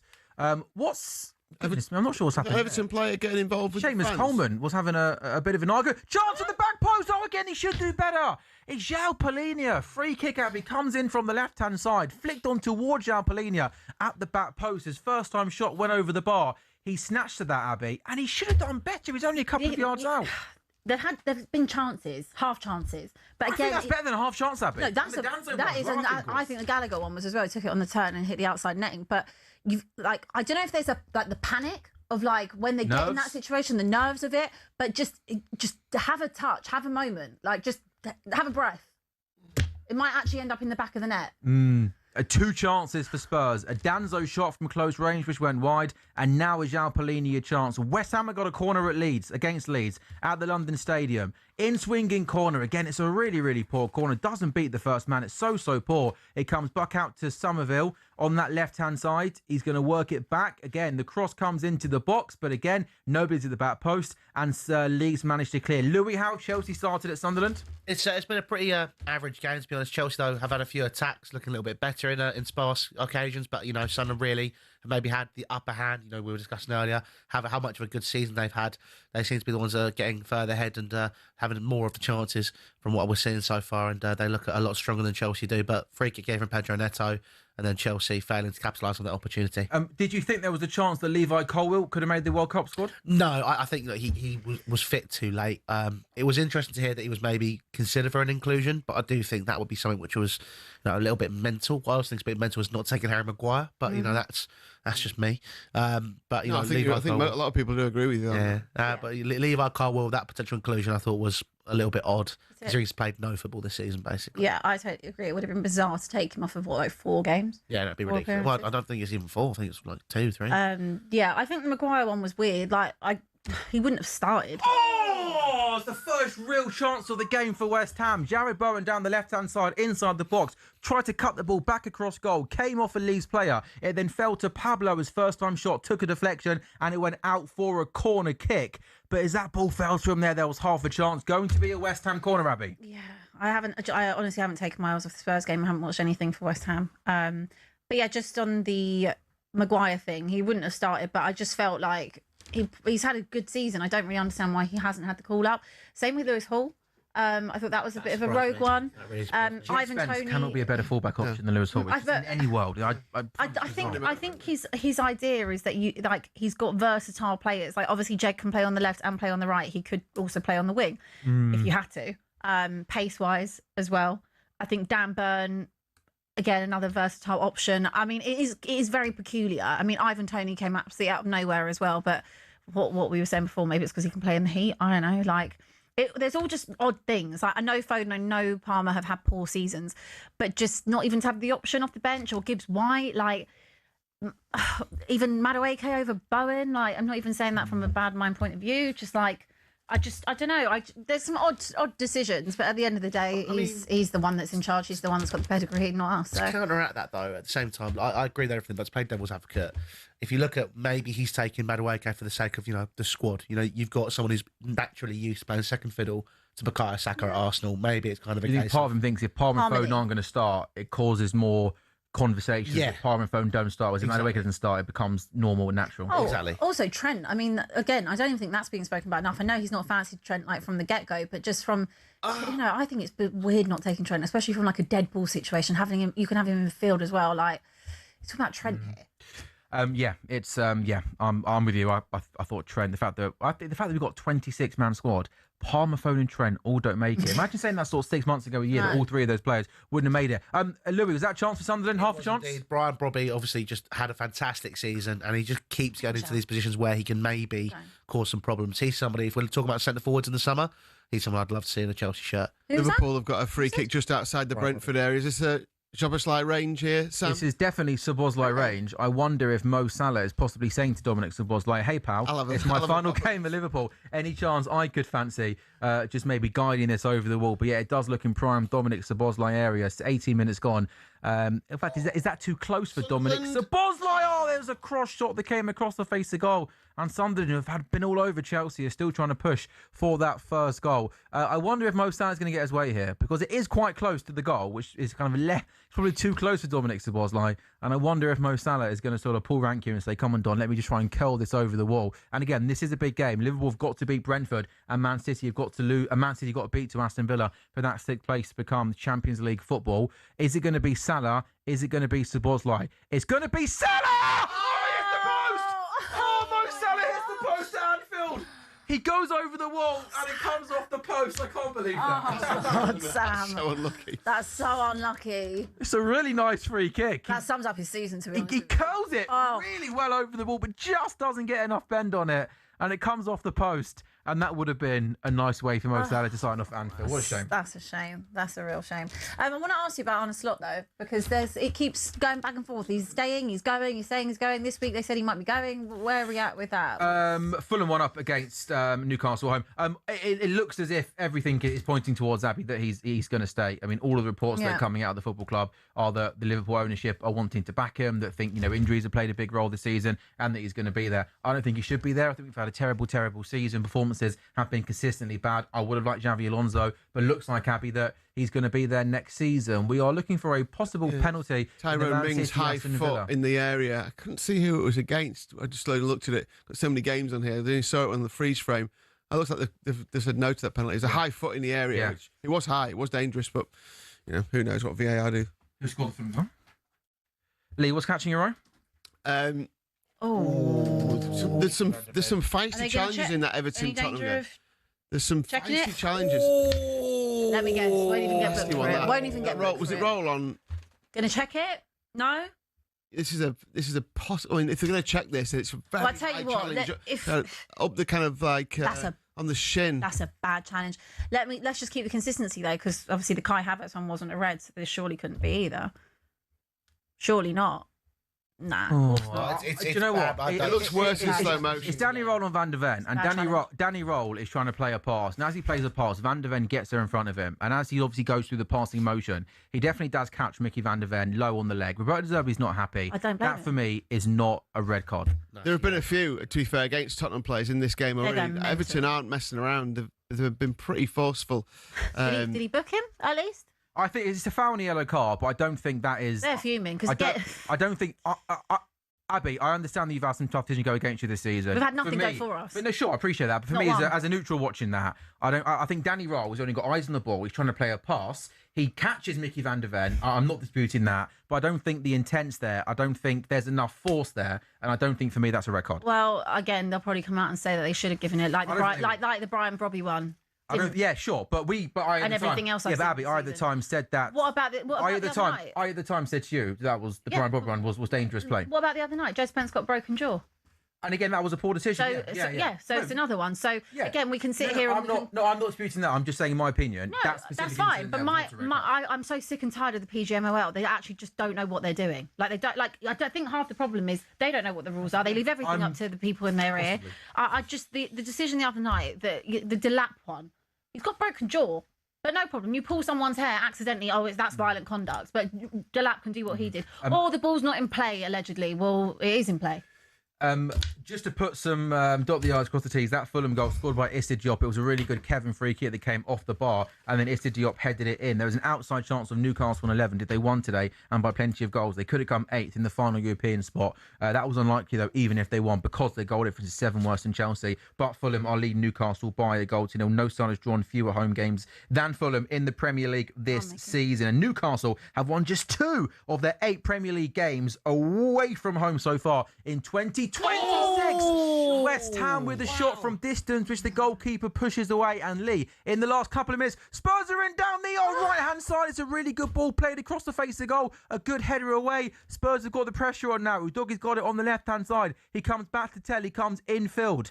Can Spurs try and break this Everton team down at the moment? They've got 11 men on the pretty much on the edge of their box. But both Spurs and West Ham having big chances. In particular, we have a goal at the Etihad Stadium, and this is good news for Bournemouth in their race to come sixth and for Aston Villa to drop down to fifth. It is Antoine Semenyo. What a signing he's been in January. He has given Man City the lead. Corner comes in. It's an Aston Villa player that flicks it onto the near post, and Antoine Semenyo makes a really good run, just peeling away at the back post. First time shot across the goalkeeper. It comes off a Villa head, but Lee, he takes that goal really nicely at the back post. Yeah, really well. He's such a class player, isn't he? And if he can do Bournemouth a little favour, then I'm sure he'll good point, of course, do that. 1-0. Pep looking relaxed and happy on the bench as well, and he's loving that those tops. The Pep top. Yeah, well, it's with the P on it. He's loving that. Yeah, it'll be fascinating to see what he does next after his break. Great. Nothing less than Man City have deserved. They've been all over Aston Villa. There was a stat that flashed up before. I think it said 38 touches in the opposition box to 1 in Man City's favour. I was like, what? Domination then from Manchester Ridiculous. City. Yeah, absolutely. So again, if Villa finish fourth, then 6 will qualify for the Europa League. But if Villa finish fifth, 6 will qualify for the Champions League. For Villa to finish fifth, they need to lose, which they are, and Liverpool will have to beat Brentford at home. So Bournemouth, who are currently sick because they're drawing away to Forest and Brighton not winning their game, they will be hoping for a Liverpool goal. So I think lots of these games in the midway stage are taking some drinks breaks. Oh, my God. Oh, Louis Benavente, what's happened at the Stadium of Light? Goal for Sunderland. They've got in straight down the back, put it in. It's been coming for ages. They've been the far better side. 1-0 Sunderland and Chelsea. Louis, every time we're watching 10 games at the same time here, so it's hard to keep across the patterns of every single game at the same time. But every time I'm looking at my bottom right-hand screen, it has been a constant wave of Sunderland pressure. What on earth are Chelsea doing here? I mean, you tell me. I mean, look at this goal here. Look, the ball goes long. It's just a really ridiculous opportunity here. Like the fact that, hang on, are they going to give something here? Are they looking at offside? Looked on to me. A long ball gets played forward to a Sunderland player. I think they're just having a look there where they was offside. It's route one. Nothing wrong with a bit of route one. But look, the Chelsea defender, Joel Hatto, really weak. Finish, what a finish! Near him, no, what a finish! No one's trapped. Lovely finish. One ball over the top, outside of the boot. I mean, look, great goal. If you're a Sunderland fan, if you're a Chelsea fan, that is just sums up our season. To be honest with you. West Ham have been decent in the last 5 minutes, by the way. They've really started to push it on, having a drinks break at the minute, probably just at the wrong time for them, because they were just building up a bit of a head of steam at home to Leeds United. Had a couple more efforts, which were kind of, Leeds have just been a little bit lax in defence, and that's the problem. I think if you've got nothing to play for, then you've got the freedom about you to attack, but I think in defence you're probably going to put maybe slightly less robustness into your tackling. So this is where West Ham have got to try and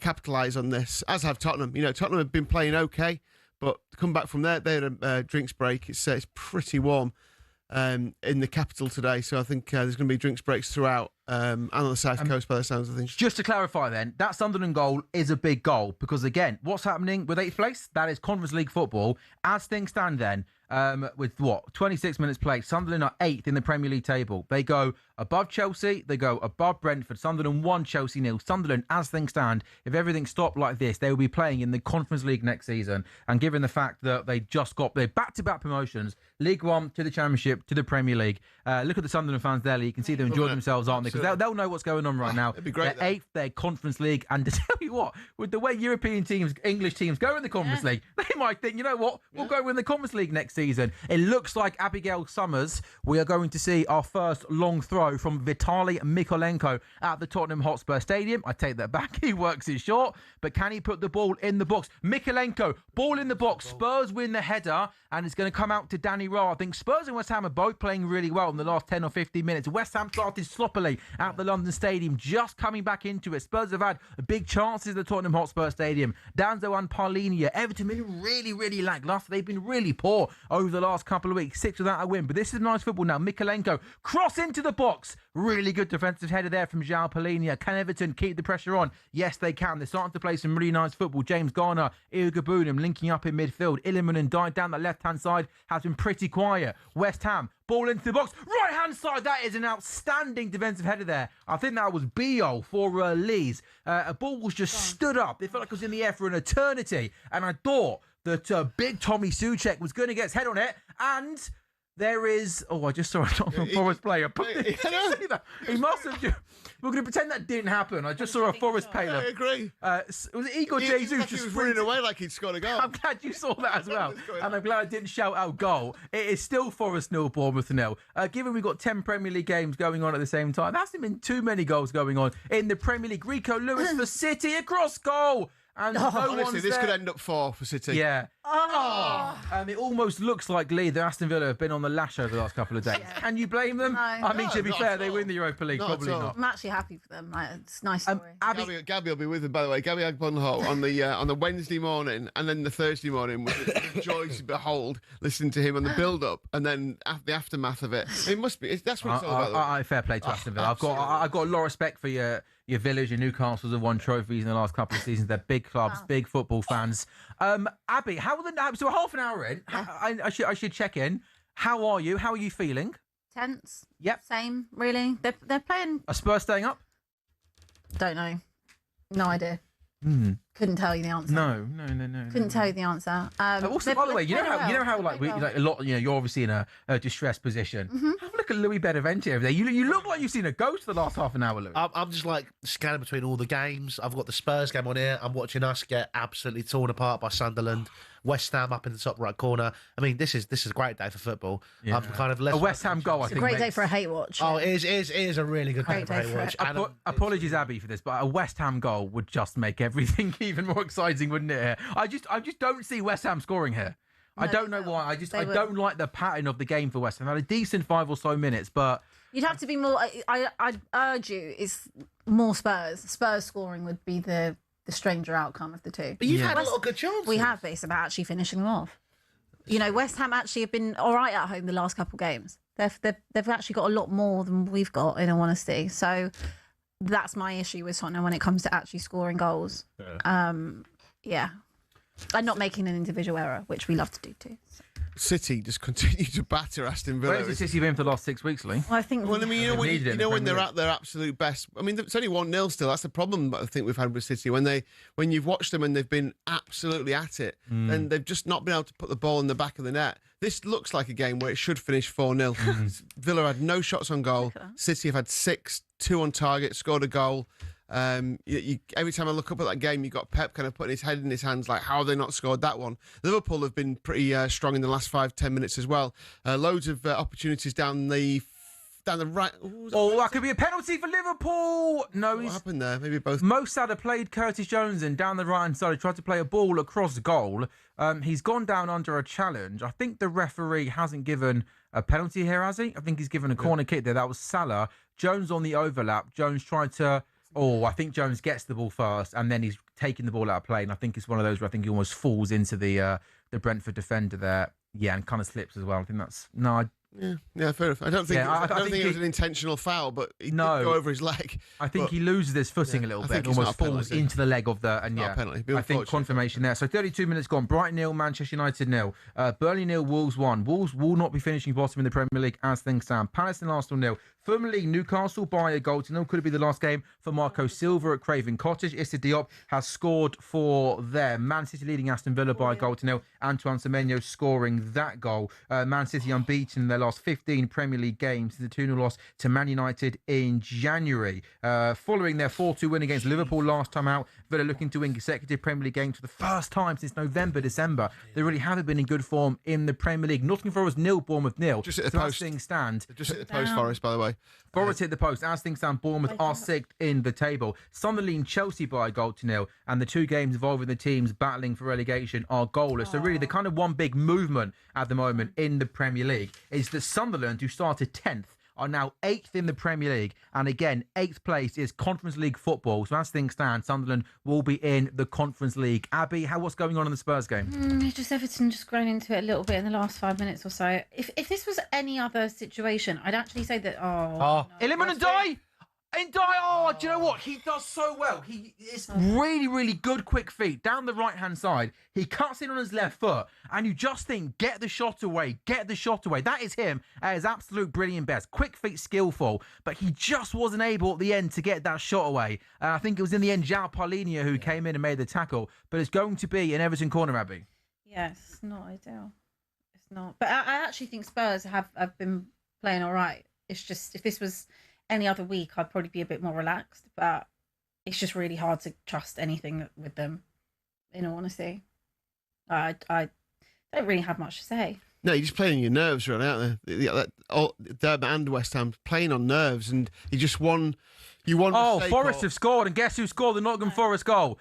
Morgan Gibbs. It has to be Morgan Gibbs-White. You know what? There's lots and lots of talk, isn't there, about England players that haven't made the squad. The one that I think's been in the best form. Manchester United. Well, there you go. Man United are now leading at Brighton as well. So Brighton 0, Man United 1, Nottingham Forest 1, Bournemouth 0. Morgan Gibbs-White for me, absolutely 100% on form. Should be in that England squad. There is no doubt about it. I think he's dreadfully unlucky that he is not in that squad, and he's just scored for Nottingham Forest. Nottingham Forest 1, Bournemouth 0, and it's Brighton 0, Man United 1. So both those two teams who are going for 6th place are both losing, and it's a free kick that Morgan Gibbs-White whips past the goalkeeper. Forest 1, Bournemouth 0, Brighton 0, Man United 1. And do you know what? With that result, are you ready for this, Lee Phelps? Yes. Sunderland, on 54 points, are now 7th in the Premier League table. As things stand, Sunderland go above Brentford, Chelsea and Brighton on 54 points. Sunderland right now are Europa League football.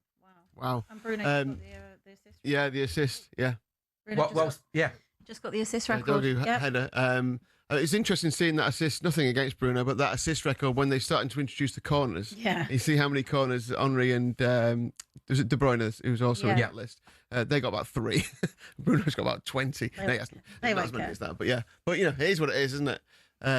It's 21 most assists in Premier League history. I can't remember how many were corners. I want to say it's quite a lot. I think it was 11.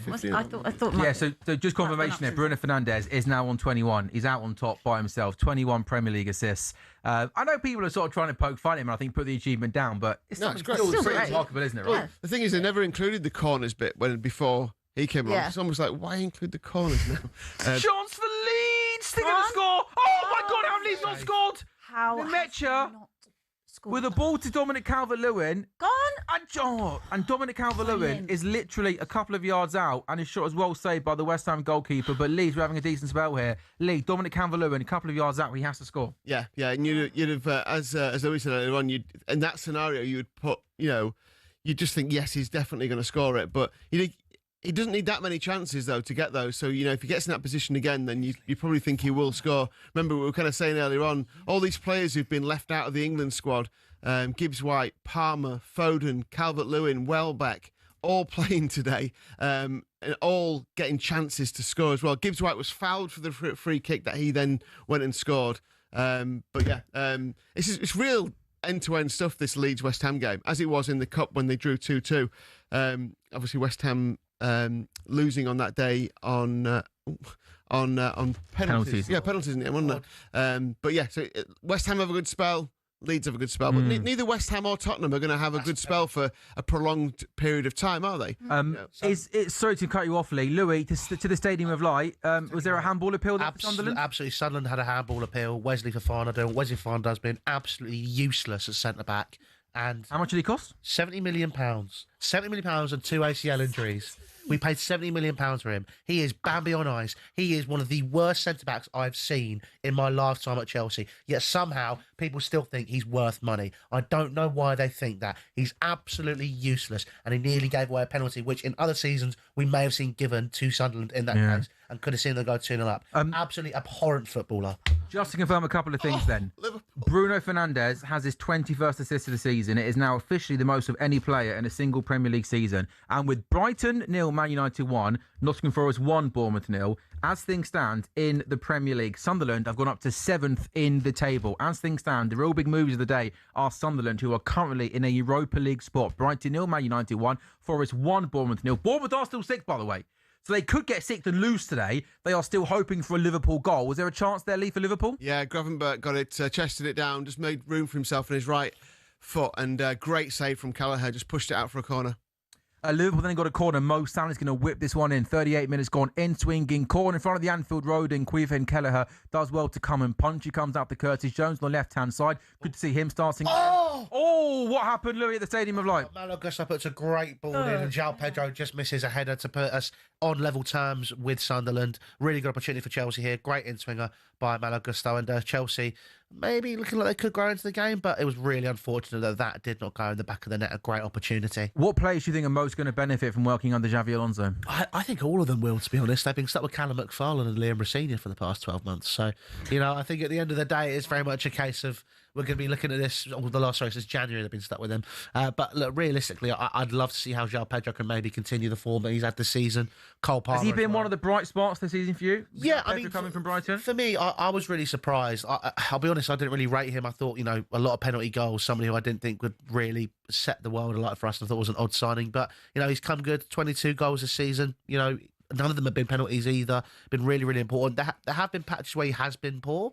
But overall, look, with the season that we've had, 22 goals is nothing to sniff at. And, that's fair. I'm really hoping that he can continue that form into next season as well, especially the fact that he is missing out on the World Cup. And, hopefully... A lot of Chelsea players missing on a the lot. Cup, And I think, to be honest, it's a benefit to them. And that was another penalty shout. That was You've very been playing lucky. football for so long. I mean, since the World Cup, Yeah. everyone said it at the time, this will have an impact on them. Yeah. You have to take that into consideration, don't you? They've been playing for football sure. way longer than anyone else at a decent level in that competition as well. Yeah, we should have another. Sunderland should have another penalty there. And, Levi Cole just pushing Brian Brobby in the back. There's been a few, hasn't there? yeah. It's a feisty game. I mean, Sunderland fans must love their team because they get stuck in, don't they? Yeah. They're very physical. Calvert-Lewin has a shot and it's blocked by Mavropanos. Comes back to Calvert-Lewin. If any team can score down the stadium at the moment, it's going to be Leeds United. West Ham looks so open. They are playing up. There's a shot. Oh, I think that came off. I think that came off the post at the behind the goal. Tell tried to curl one into the top corner and it came off an Everton head. No goals then in our 2 games down at the bottom of the table. As Brighton had to try and get back in the game at the Amex as a cross that comes into the box. Oh, that was a first time shot coming in from the right hand side. Was that Diego Gomez? I think it was. Yeah, it was. And a player of his quality, I think. That first time. Oh, is that Rio Ingamoa? No, Ingamoa. Oh, that's Rio. Watching 10 games same time is really fun, but really hard. Rio Ingamoa. That is Rio Ingamoa. Like it was going in. Yeah, he just cuts in. He cuts in. He cuts in. Held it round the far post. Stop making weird noises, Lee. He cuts in. Sorry, that's your realm. Yeah, only I can make weird noises on this show. When At his Liverpool are best there, playing. on that left. There should be like a showreel when Liverpool play. No, I make weird noises when anyone scores. I just love the football. He cuts in on that right foot from that left-hand side. Me on his football, by pretty much wearing the same t-shirt. I'm not sure if that's a good thing or a bad thing. I was going to say. And he bends that shot, doesn't he, Lee? Tries to go far corner, and it just goes over the bar. Can Udogie get a shot away to Gallagher? Left-hand side, outside the box, tries to put it in. This is another thing. Sorry, that Go for it. Okay, so you just have a shot, just try. We're trying to kind of walk it into the box. What's the point? You've decided to play with Porro/Jed on the wing. Put some balls into the box where Richarlison can maybe try and get it. Why does it all have to be on the ground? Please. You think just try and be a little bit? They're trying to be a little bit too clever, Abby. Well, I don't need to see you walk in the perfect goal. You just need to get the goal somehow. And actually, what we're good at, well, not that we're good at anything, but one of the things we're best at is to kind of do the whole set piece thing. So just kind of let's spam some balls in because that's where Richarlison might actually get some luck. Yeah, and one thing rather than watch Tell dribble it and then lose it inevitably. Yeah, one thing Richarlison can be good at is he can often be in the right place at the right time. Like a good centre forward is supposed to. Lee, can I ask you please on your wonderful laptop of wisdom just to give us the match stats in the City Aston Villa game, because I feel like I haven't seen Aston Villa put 1 or 2 passes together yet in this game. Yeah, I mean, the possession stats aren't crazy, like 60-40. I'm surprised at that. But 10 shots on goal for Man City, 0 for Aston Villa. Only 2 on target for City, 2 big chances, scored 1 goal. But yeah, you're right, though. Everything is Man City's side with very little on the Aston Villa side. Aston Villa are done for the season, aren't they? Sorry, Lee. West Ham have got a corner there. 5 minutes to go until half-time. It is a pathetic corner that doesn't even beat the first Spurs man. have got one as well. Really, really poor. Spurs have got a corner kick now against Everton. Both Spurs and West Ham are goalless with a few minutes to go until half-time. I think West Ham, by the way, will be absolutely delighted again at half-time 0-0. I think they've been really poor. It just goes over just as I say that. That's a header there from Tati, crossed in from the right-hand side. He gets his head on it. Felt like it was in the air for an age. and it just looped over the bar. Perhaps maybe West Ham might not want half-time just yet. I think the Leeds, no, it doesn't come off the Leeds defender. Tell, corner, into the box, and Spurs in the box, and Spurs on the lead! They score! Spurs score, it goes in! It's a goal! Abby, it's a goal for Tottenham Hotspur! What a goal! What a moment! Tottenham Hotspur are leading Everton by 1-0. I can't quite see how it's gone in. Nobody cares. Bedlam on the touchlines. Abby Summers, Spurs lead. Oh, I can't believe that. I thought it came off the bar and that was it. Oh, my God. That relief, honestly. That relief right now. Massive. João Palhinha, he's popped up in some big moments. The one at Wolves. Well, at home and away for Wolves as well. I mean, that is just a huge moment for us. Just before half-time, it usually goes the other way, doesn't it? When the other team tends to score just before half-time. Give them the buzz. All for West Ham to do now. All for them to do. You know, you would like to think at this point Tottenham will be okay. I don't want to go too early. It might not. But I think that first half, Spurs have been good. It's just the lack of effort. Sorry, not the lack of effort, the lack of... Abby, look at the scenes inside the stadium. You saw the way. Let me just... The corner comes in. There's a header off the post. And then it comes back to João Palhinha. And his shot goes towards goal. I thought it was just cleared off the line by Tieno Barry. I think it ended up going in anyway. Spurs won't care. Palhinha header off the line. He then shoots and it goes in. But you saw the celebrations there. Everyone rushed towards the derby. The relief.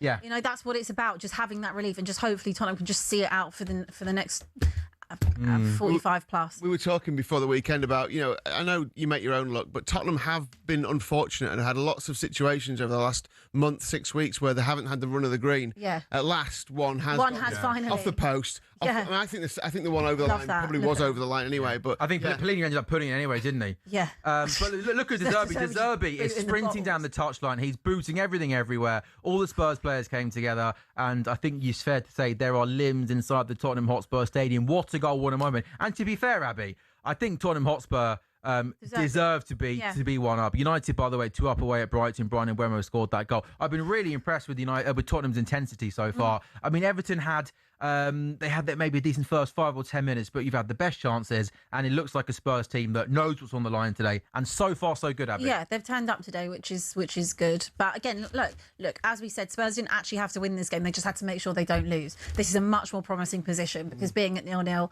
you never trust Spurs. In all honesty, being at 1-0, you don't trust Spurs.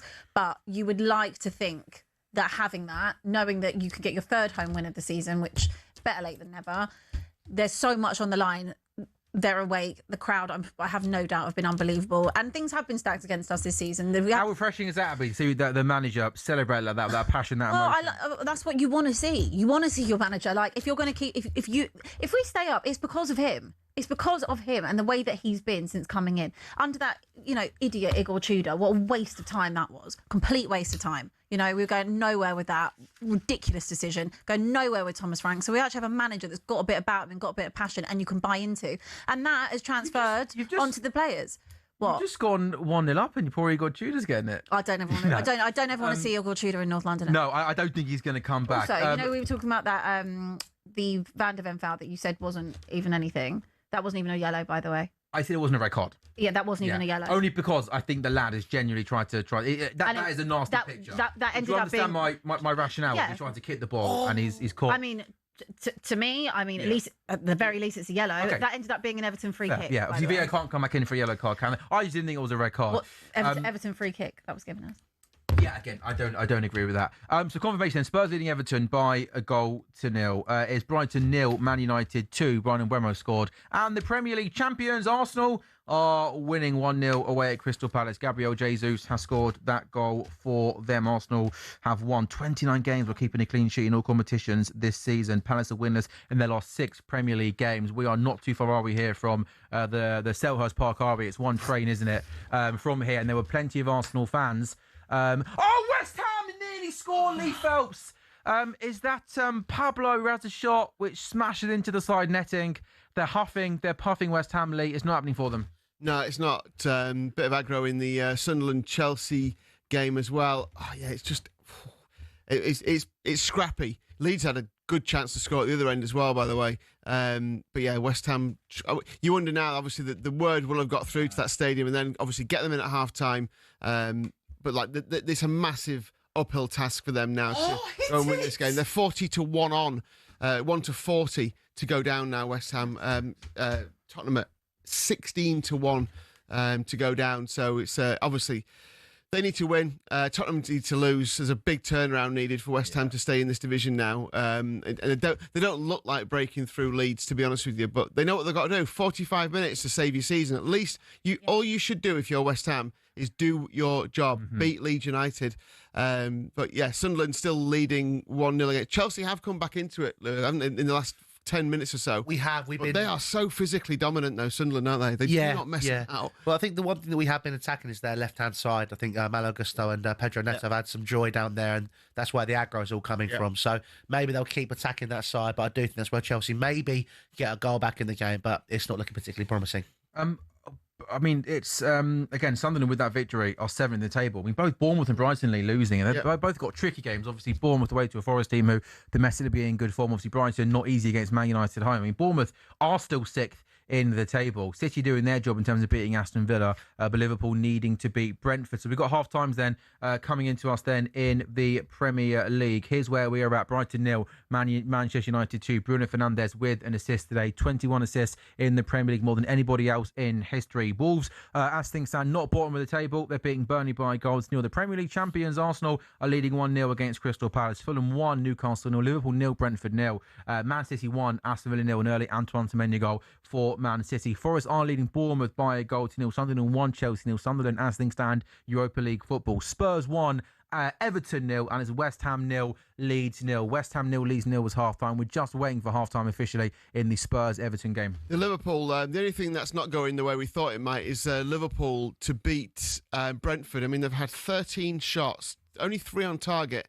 One big chance. So their XG is 0.8, but Brentford's XG is 0.6. They've only had 2 shots, but 1 on target. So that's the thing with Brentford. If you don't get a goal against them, they're always likely to sting you. But I think Liverpool should be, they're odds-on favourites to win that game. So as it stands at the minute, if Liverpool were to beat Brentford, Bournemouth would get Champions League football. Brentford, so yeah. Yeah. Also, it's with Chelsea. I mean, Chelsea at the moment not in Conference League, not in European football at all. Even a point for them at the moment would be enough to get them into 8th place. They'd go above Brighton, into 7th place. They go above Brighton and Sunderland. Obviously, they take 2 points off Sunderland and Brighton are currently losing. There's so many different things happening. I wouldn't be disappointed if I was Alonso, though, with that. Would you? No, I think Xavi Alonso, from a footballing point of view, I don't think he would. I don't think Xavi, again, the Conference League is a competition that is not there for teams like Chelsea to win. It's not going to it's not going to benefit it. What about Europa League? If they get 7th in Europa League, do you think that would change? I would rather have a season where I can get this team ready and then play 1 game a week, apart from domestic cup games. Yeah. Let's take a breather, shall we? As things stand, so far so good for Spurs. They're winning their game by goals to nil. West Ham not winning. Tottenham Hotspur, well, so far so good. talkSPORT Goals is back in a couple of minutes' time.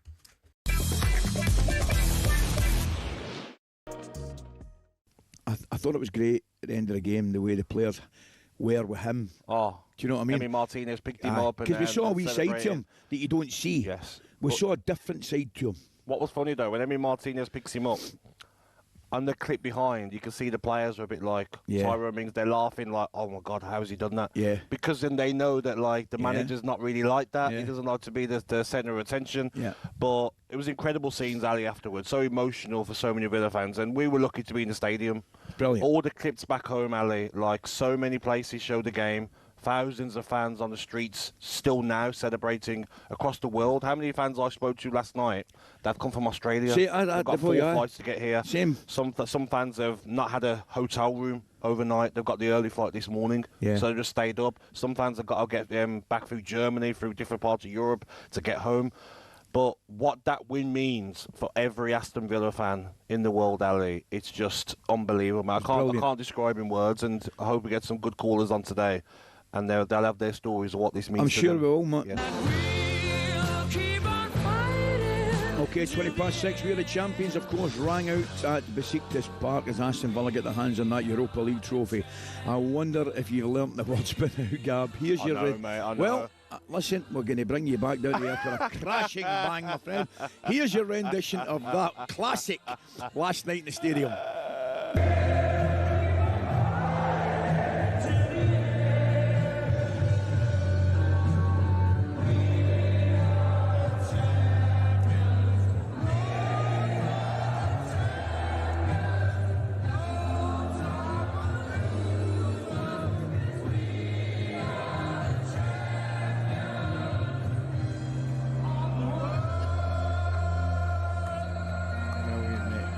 fantastic.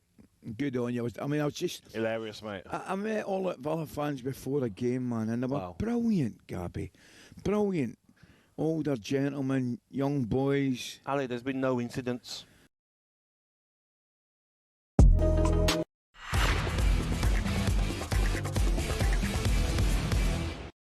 Good afternoon and welcome back to talkSPORT. Goals brought to you by William Hill's final one standing 18+. The gambler.org terms and conditions, they do apply. Sam Ellard, Lee Phelps, Abby Summers, Louis Benavente down at the bottom of the table. Tottenham Hotspur are winning. West Ham are drawing. Spurs starting the afternoon. 2 clear of West Ham. They need to lose. West Ham needed to win. Well, neither's happening for West Ham. They're drawing. And Tottenham Hotspur are winning a goal right before half-time. In terms of the race for European football, there has been plenty of movement. Villa are still 4th. Liverpool are still 5th. Villa are losing. Liverpool are drawing. Bournemouth are 6th despite losing against Forest. But Sunderland have jumped up from 10th all the way into 7th place. At the moment, Sunderland are Europa League. Brighton have gone down to 8th. They would be Conference League. Brentford in 9th. Chelsea in 10th would be nothing at the moment. Sunderland 1, Chelsea 0. Both Bournemouth and Brighton are losing their games. So Sunderland, as things stand, are 7th. That would be Europa League football. Lee, half-time odds, please? Yeah, just looking at the relegation odds. I said it just before the break there. But West Ham are now a very, very short price to go down. 40-1 on to go down into the Championship. And if we're being honest, they haven't really matched Tottenham over recent weeks, have they? And if it stays like this, 38 points, a point a game will have been enough to stay in the Premier League. Obviously 37 with goal difference as well. So Tottenham on 41 points at the minute. But in terms of the games, Man United are now 4-1 on to win that. Brighton at home, they've been really good, but just seem to have, I don't know, maybe tailed off a little bit towards the end of the season. You mentioned the Matoma today as well. Lee. Yeah, battle of the bottom. Burnley losing 1-0 at home, the worst home team in the division, especially with today's scores as they are at the minute. And so Wolves 4-9 to win that. Arsenal 1-4 to win the game at Palace. I don't mind Palace getting back into that. 15-4 the price for the draw. We haven't even spoken about Fulham, Newcastle. Probably don't need to. Liverpool, Brentford. Liverpool now 3-4, so they're a bigger price now than when they started. But if they carry on the way they are, it's only a matter of time before they score. Surely Liverpool to win at home 3-4. Don't mind that. City a very short price to win at home against Aston Villa. I think they get more goals in the second half though. I think that could finish 2 or 3-0. I think Bournemouth come back into the game at Forest. 12-5 the draw. They don't need to as it stands at the minute, but I think the draw there for Bournemouth. Hard to see them not scoring a goal. They've got so much capability. Sunderland, Chelsea. I can see what Louis means. Probably see Chelsea getting, hasn't it? Yeah, I can see them getting back into that Chelsea, but I think Sunderland still win. I fancied them before the game, so I wouldn't go against it now. And I go back to what I said before. I don't see Tottenham or West Ham winning. I think Everton get a goal. I think they both finish draws. Tottenham stay up. Abby, what do you make of Tottenham's first half performance? Probably up there with one of our best of the season, I would actually say. Thought we've played quite well. We've surprisingly looked quite calm, actually, as well, at times, which I think is what's really been needed today. I was worried about pressure and how the pressure would get to them, but they seem to have had quite cool heads. Maybe not so much in front of goal. There's a few chances that I think they took quite quickly. Just maybe that was where the nerves were. But defensively, they've been all right. Looked up for it, looked hungry for it. It's the least they could do, really. And João Palhinha popping up at the right place at the right time, and it's given a little bit of relief. I mean, you would hope at this point Spurs can see it out. But I think Everton have been pretty pathetic, by the way. Yeah. I mean, they look like a team that, you know, it's cliche. They look like they're on the beach themselves. I mean, they've been in awful form, and they've offered nothing going forward, have they? No, they haven't. But I think that things can change. Of course. And this is also, let's be honest, there's no harder place for Tottenham to go than the Tottenham Hotspur. Tough place to go and get a result. Very isn't it? difficult place. I tell you where is a tough place, Abby, to go and get a result. Yeah. The Stadium of Light, isn't that right, Louis? Right, it is. How are you feeling, mate, in that corner over there? I'm making it's all about Abby's stress. I mean, you look more stressed than Abby today, pal. I'm just enjoying watching everything unfold. Very honest, it's been a never pleasure being here. understand this level of stress. You're really happy to be here, aren't you? I am. I'm having a great afternoon. Whenever Jamie sends me a text, I'm always like, "Yep, I'm there. I love being here, and this is a great day for football." However, from a Chelsea perspective, it's just the same story as it has been for the entire season. I look at it and it's just completely just null and void of anything. I look at it and I don't really see. I mean, Lee said he can just get into it. We've only had one shot on goal. It's been actually anywhere near anything materialising. So, I don't see this Chelsea side really delivering anything and showing any substance. If I'm Xabi Alonso, I mean, it says that your work starts July 1st. I'm pretty sure he's already started working because there is a lot that needs to be done at Stamford Bridge. A lot to come then in the next 45 minutes. Also as well, Bruno Fernandes has done it. The Man United captain has broken the record for the most Premier League assists in a single campaign. His corner was turned in from close range by Patrick Dorgu. He takes the record from Henry and Kevin De Bruyne. It was 20 for all three. Bruno Fernandes now has 21 assists. We take a quick break on talkSPORT Goals. When we come back, second half action in the Premier League.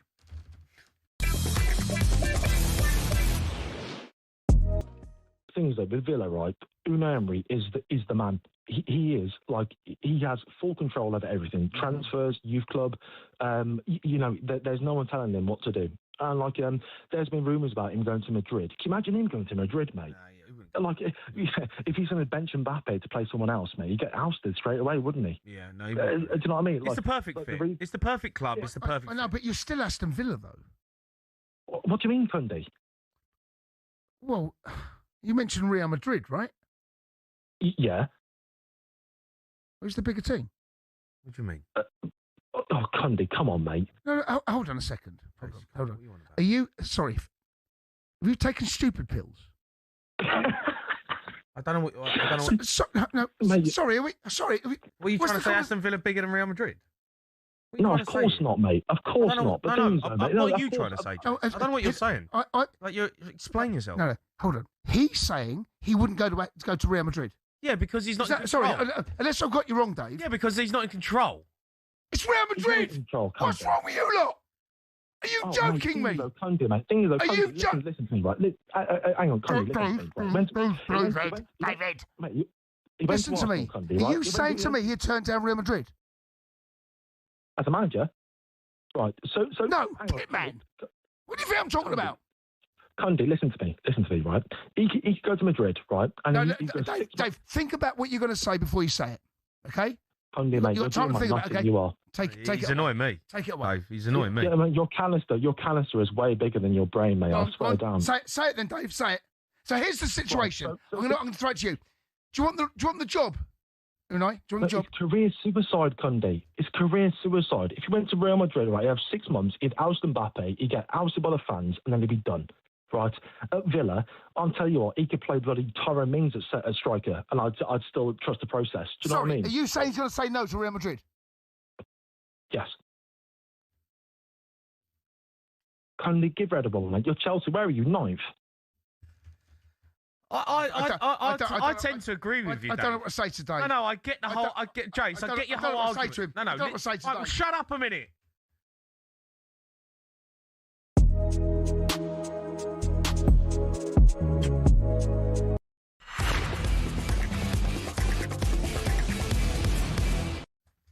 Hello and welcome back to talkSPORT Goals, brought to you by William Hill's Final One Standing. It is 18 plus. Gamble aware the dog.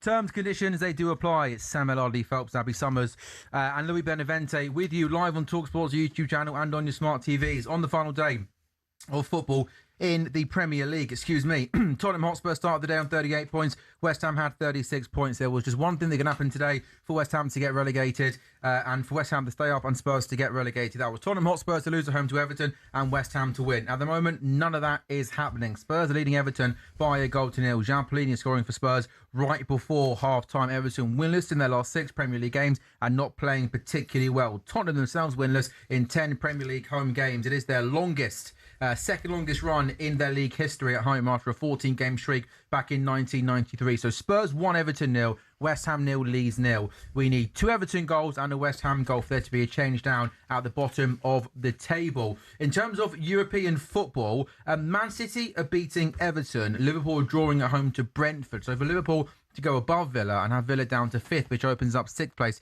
for Champions League football, Liverpool would need to score. At the moment, Liverpool 0, Brentford 0, Man City 1, Aston Villa 0. The day started with Bournemouth and Brighton in 6th and 7th respectively.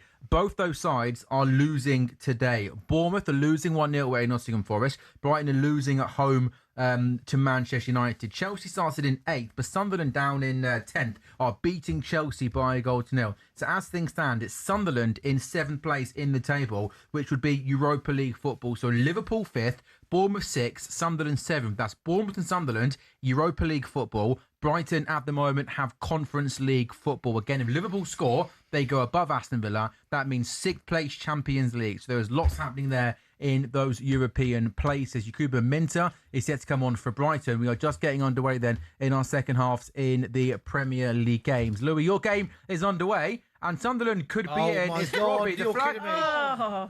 and the flag stayed down. The Chelsea players were appealing for offside. It was Brian Brobby who went through. You played to the whistle. That's schoolboy. Yeah, and Sanchez stuck out big right foot and makes a decent save. But that is not a good start there for Chelsea. Sunderland with a big moment early on in the second half. Talk about wake-up calls. That was just absolutely awful defended by Chelsea. Completely stopping. Again, something that happens consistently this season. Whether that be lack of experience or not, you cannot be playing at this level and just stopping when your player goes through. He's miles on side. Gusto is 3 yards deeper than everybody else. It's schoolboy defending. It's ridiculous. You literally stand, and then they're all moaning about it. Like it just does my head in. Where it's such simple things where they just keep getting it wrong. Gusto is doing really well going forward, but defensively poor. I don't understand how we keep making these mistakes, especially players who, when we talk about growing into the games, growing into Chelsea, when they came in, they're going to be those players that are going to grow the team. Gusto's got no better in 3 years, and the same can be said about a lot of these players. The quality is absolutely mental, and the fact that we're looking at no European football, granted, we discussed how maybe it's a benefit for Xabi Alonso, but for Chelsea financially and for Chelsea the position they're in, look how open this Chelsea is ridiculous. This is ridiculous.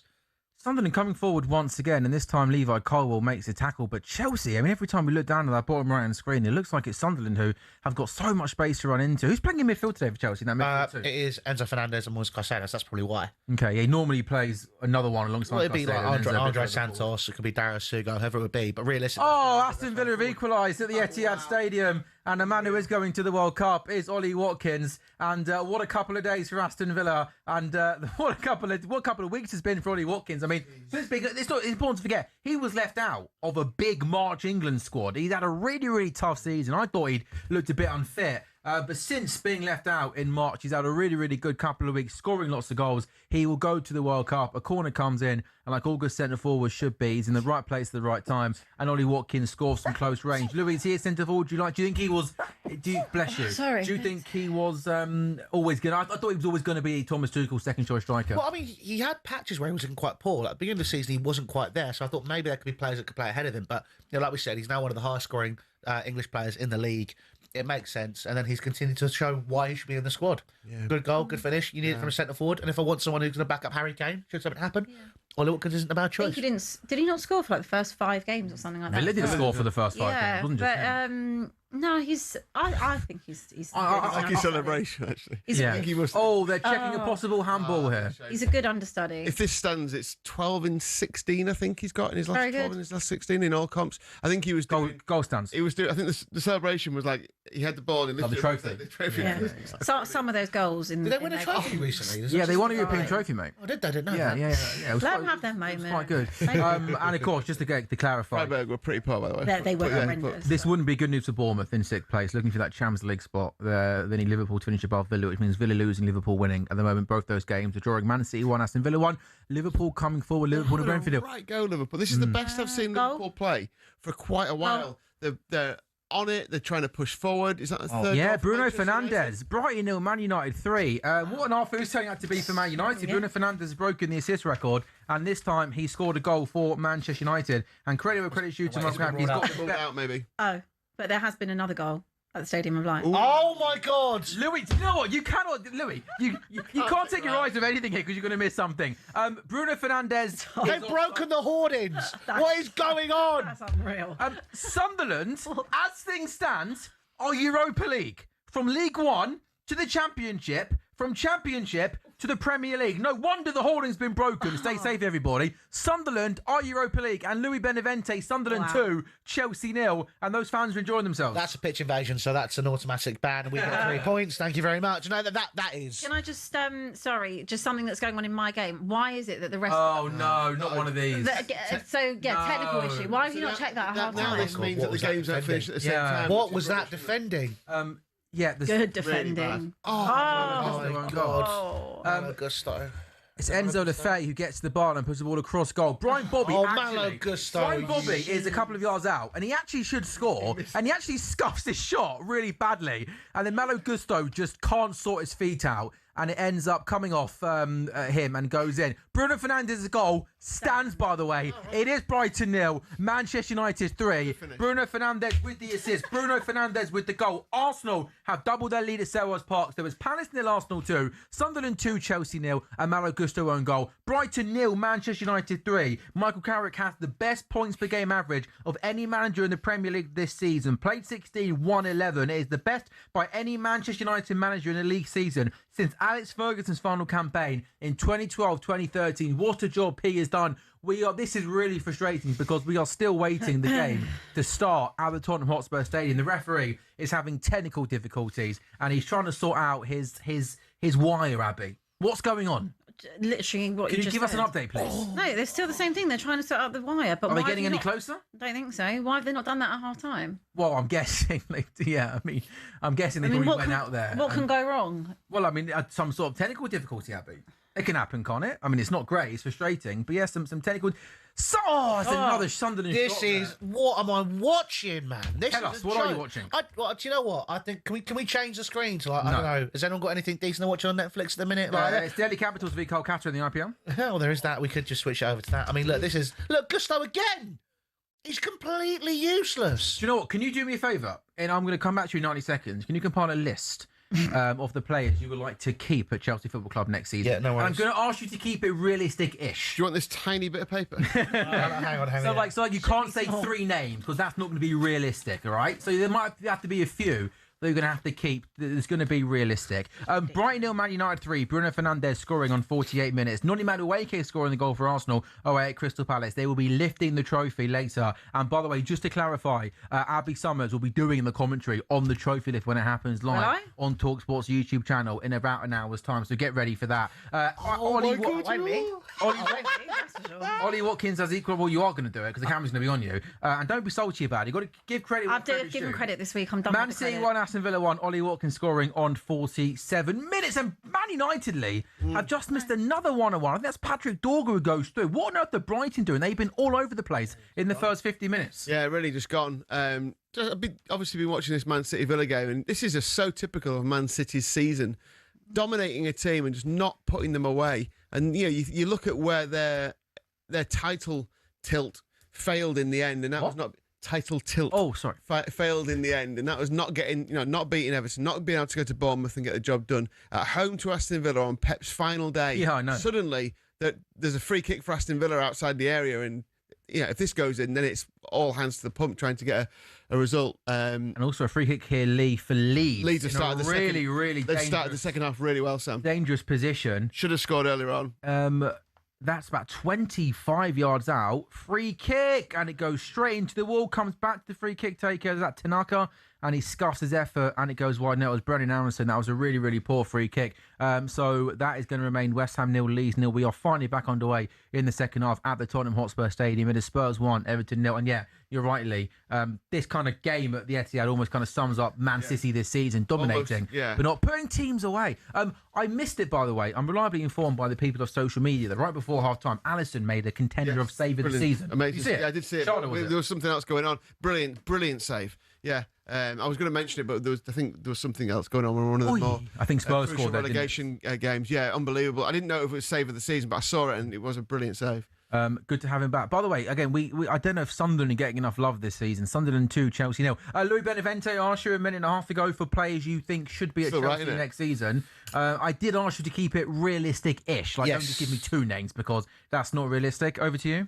Well, for me, I'm currently still working through the list. Oh, okay. Because we're really struggling with that. Are you not good at working under pressure? I'm good at working under pressure, but I've got some names for you. I can probably go through it straight away. I'd keep Cucurella, keep Cole, keep Sarr, keep Hato, keep Trev, keep Reece, keep Achimpong, keep Enzo, obviously keep Cole Palmer, Dario Sugo, Santos, Caicedo. Then I am struggling. Well, hold that thought because I'll tell everyone that Bournemouth are back on level terms against Nottingham Forest. Tavernier, the goal scorer. It is Nottingham Forest 1, Bournemouth 1. There was half a chance there for West Ham as well. Somerville getting in down the left-hand side, carrying the ball into the box. He really should have passed. He takes the shot on against his former side, and it is cleared away to the back post. And a shot from a tight angle just goes over. That remains West Ham 0, Leeds 0. But Tavernier for Bournemouth has made Nottingham Forest 1, Bournemouth 1. Bournemouth were sixth anyway in the Premier League because Brighton are losing. So they remain sixth with this point. But Lee, some joy for Bournemouth as that True Fair who goes in down the left-hand side. He's had a great season, by the way. Keeps the ball in. He goes back to Tavernier. First-time shot. Beats the goalkeeper. Lovely finish. Forest 1, Bournemouth 1. Yeah. Elsewhere, in that battle to finish in 6th place. And Cole Palmer. You said, Lee, you should put a bet on the 3 England players. You've been writing your list. Chelsea have just scored, by the way. I'm guessing that Cole Palmer's someone that you want at the football club next season. He's just pulled a goal back for Chelsea. Sunderland 2, Chelsea 1. And after 55 minutes, Chelsea have got something to cling on to with 35 minutes to go. Neto's got the ball on the right-hand side. He takes his time. He cuts in on his left foot. Cole Palmer with a shot from distance. And oh no, the goalkeeper Roofs, who's had a really, really good season, gets down to his left-hand side. I don't think Palmer hits that too sweetly. Roofs does get 2 hands on it and ends up pushing it in the goal. But do you know what I like there? A player shooting from distance, asking questions of the goalkeeper. He hits it low, to be fair, a bit of pace on it, and it gives the keeper something to do, and Chelsea get the goal. Absolutely. I mean, I think that's something which we've all missed. I mean, Chelsea really don't like shooting at all from outside the box. Cole Palmer taking the game for himself there and going, do you know what? I'm going to have a go. And he's reaped the rewards for it. So Chelsea now back in the game. I hope we can go and do a little bit more here, but I'm not particularly hopeful. If you do get one more goal, by the way, you'll go from 10th all the way up to 7th. Dizzying heights. Which is? Europa League? Yeah, that is the Europa League. Come on, pal. You should know that by now. So again, Chelsea 10th and losing. 1 point takes them above Brentford and Brighton. They'd be on the same points as them, but would have a better goal difference. And then obviously Sunderland will drop their 2 points who are winning. So again, a goal for Chelsea here. They don't just get Conference League football, they get Europa League football, Louis. Yes, absolutely. And I think that would be... I could deal with Europa League. I don't mind a few trips away there. Maybe it's Europa League. I mean, I think Europa League. Come on, you take Europa League. Listen, when you've won it all, Sam, you know, sometimes you've got to decide. If you can pick and choose, it's a great opportunity. But you know, look, realistically, Europa League is obviously a far better competition than the Conference League, and I think realistically, over the next couple of years, it could be Chelsea's route into the Champions League because they're so far off the pace in that top 4-5 race. Abby, very early stages at Spurs. How's the second half going? I haven't there hasn't really been much in it, to be honest. Just a free kick for Everton now, but we haven't really done anything. We had a corner. That's about it, really. Lee, what's catching your eye? Cherky's just about to come on for Manchester City. Gave his manager a big high five as Semenyo comes off, the goal scorer there today. Liverpool 0, Brentford 0. Liverpool, I said to you, it feels like the best performance I've seen from Liverpool for a while. I don't know what it is about them. They look more energetic, but they're kind of a bit like headless chickens. There's not a lot of end product to what they're doing. They're just kind of they're running around and try. It's almost like heavy metal football without any end product whatsoever. So everyone's bang up for it, but they don't seem to be able to. Oh, there's nearly a chance for Brentford there as well. So there's no real end product. That's a nice. Sorry to cut you off, Lee. Bernardo Silva's got tears in his eyes. Bernardo Silva is leaving the pitch for Man City, and he's going to be leaving the pitch, the Man City player, for the final time. He's being mobbed by his teammates, and Liverpool score, and it's a Mo Salah assist. Curtis Jones with the goal. Mo Salah getting through down the right-hand side. He plays a brilliant ball across the face of goal, outside of his left boot. Curtis Jones scores. Liverpool 1, Brentford 0. Pep Guardiola's got tears in his eyes. Bernardo Silva's got tears in his eyes. I mean, Louis... Sam's got tears in his eyes. No, but look, listen, Louis, whether you like City or not, whether you like Bernardo Silva or not, I mean, a fighter, a warrior, Absolutely. and at his best, he's been one of the better consistent players in the Premier League over a long, long period of time. Absolutely. That's nice. And what do you make of this? Nice. He's getting a guard of honour as he goes off. Do you remember when John Terry got one during the Chelsea-Sunderland game? He's getting a guard of honour from everybody as he leaves the pitch, including the Villa players. A nice moment here at the Etihad Stadium. That's really nice. Really nice. That touched me, actually. He's been a great player in the Premier League. Hardly ever injured, played in all sorts of different positions. I mean, Pep said he was almost like his most difficult one because he couldn't leave him out, could he? Pep loves him, doesn't he? Loves him. Pep loves him. There's the hug between the manager and the both leaving this club at the end of the season. How will Bernardo Silva be remembered in the Premier League? Ooh. I think he'll be one of those players that's remembered. I think almost like a similar vein to like an Aspilicueta. Those sort of 7 out of 10 players every single week you can rely on. They'll deliver, but it will give you special moments. But no, that's not very Sam harsh. was hoping Maybe on Aspilicueta as well. I think he's Sam was hoping No, but I'm not saying. I'm not, Seven, I'm not, I think so, No, yeah. hang on. No, but I'm not saying that's a bad thing. No, The guy's crying, mate. You're slagging him off. I'm saying he's reliable. You're so insensitive sometimes, you know that? Pep's, You are not invited to the pub at 6:30, by the way. You've never invited before anyway. Pep so. is like so endless. Like there's just so many amazing memes that come out. What's your favourite? Yeah, there is. There's yeah, so do you know many. what? There's, What's your favourite pet meme? There's going to be one from this because as he was walking off, he's just standing there, just, and that will be a new meme. I think my favourite is we cannot replace him. Oh yeah, We cannot replace him. Abby, I'm going to cut you off, by the way. It's all about Salah and Robertson for Liverpool at Anfield. There's another Liverpool legend who's back at Anfield today who never got a send-off because we didn't know he was leaving. That's Jordan Henderson, who is in the same category as your Salahs and Robertsons. A genuinely, like, Steven Gerrard will go down as one of the greatest captains in football, okay? To take over the Liverpool captaincy from Steven Gerrard is not an easy task. Now, obviously, clearly, Jordan Henderson is not as good as football as Steven Gerrard, but two things. He was a much better footballer than people gave him credit for. And as a leader, that man there, Jordan Henderson, for the best part of a decade, give or take, he was the perfect captain we could have had post Steven Gerrard for leadership, for the way he ran the dressing room, controlled the team. A true Liverpool legend. He lifted every single trophy as a Liverpool player. Chelsea red card. Imagine my shock. Well, imagine my shock. I was quite enjoying my Jordan Henderson love in there, but I've been rudely interrupted by who, Louis Beneventi? Chelsea have had a player sent off. I was enjoying the Jordan Henderson love. I know, I might come back to it later, Pat. But this is just ridiculous. It looks like Levi Colwell's been shown a red card. What for? A red card challenge. We were talking about Jordan Henderson, so we were going through. There's too much going on! But he has gone off the pitch. A bad end to the season for Chelsea. Just an absolutely... I mean, Chelsea player being sent off, losing in ridiculous fashion, being absolutely poor and really ill-disciplined with players that are too young to do certain things. Now arguing with the referee about that, something which is probably going to be proven to be a really simple red card. I mean, here we go. It comes here. Cleared away by Cucurella, picked up, comes back. I mean, he's last man. That's what he's just pulled him down. Is he last man? Is it last man covering? He looks like he's the last man there. I think that's. Hang on, he said the wrong player. Yeah, which one are you going to send off? I think Fofana has more of a tug than Colwell. So the centre forward gets in front of Colwell and Fofana. They're both kind of on him. And Fofana's one that pushes him to the... Yeah, I just wondered whether I mean, it's Fofana. Oh, it's Fofana, not Colwell. It was Fofana. Okay. Yeah, Colwell has kind of gone off, hasn't he? Yeah. This is... By the way, He's already been booked for Fana. Be second yellow. Second yellow card. Okay. I will drive that man to the airport. In fact, I won't even drive him. I won't get him a cab. He can get a line bike. I don't care if it doesn't go into that distance. He is absolutely useless. Is he on 17 million? Is he on your list? I've got on my list. I've got Sell drive to the airport. I've got that with him and Garnacho. Send them to the airport now. Aston Villa are leading Man City by 2-1. The Ollie Watkins goal stands. Bournemouth are not going to get Champions League stand. By the way, credit to Aston Villa, who literally 4 days ago won a European trophy. They've come from 1-0 down. Ollie Watkins at now 13 goals in 17 games. The offside flag went up, but he was onside. He went through wonderful. He's being lifted in the air by his Aston Villa teammates. What a couple of months he's had since being left out of that England squad in the March internationals. He was just onside, timed his run to perfection. Aston Villa are leading Manchester City by 2-1 in the Premier League. Oh my God. And Sunderland should score! How's it not gone in?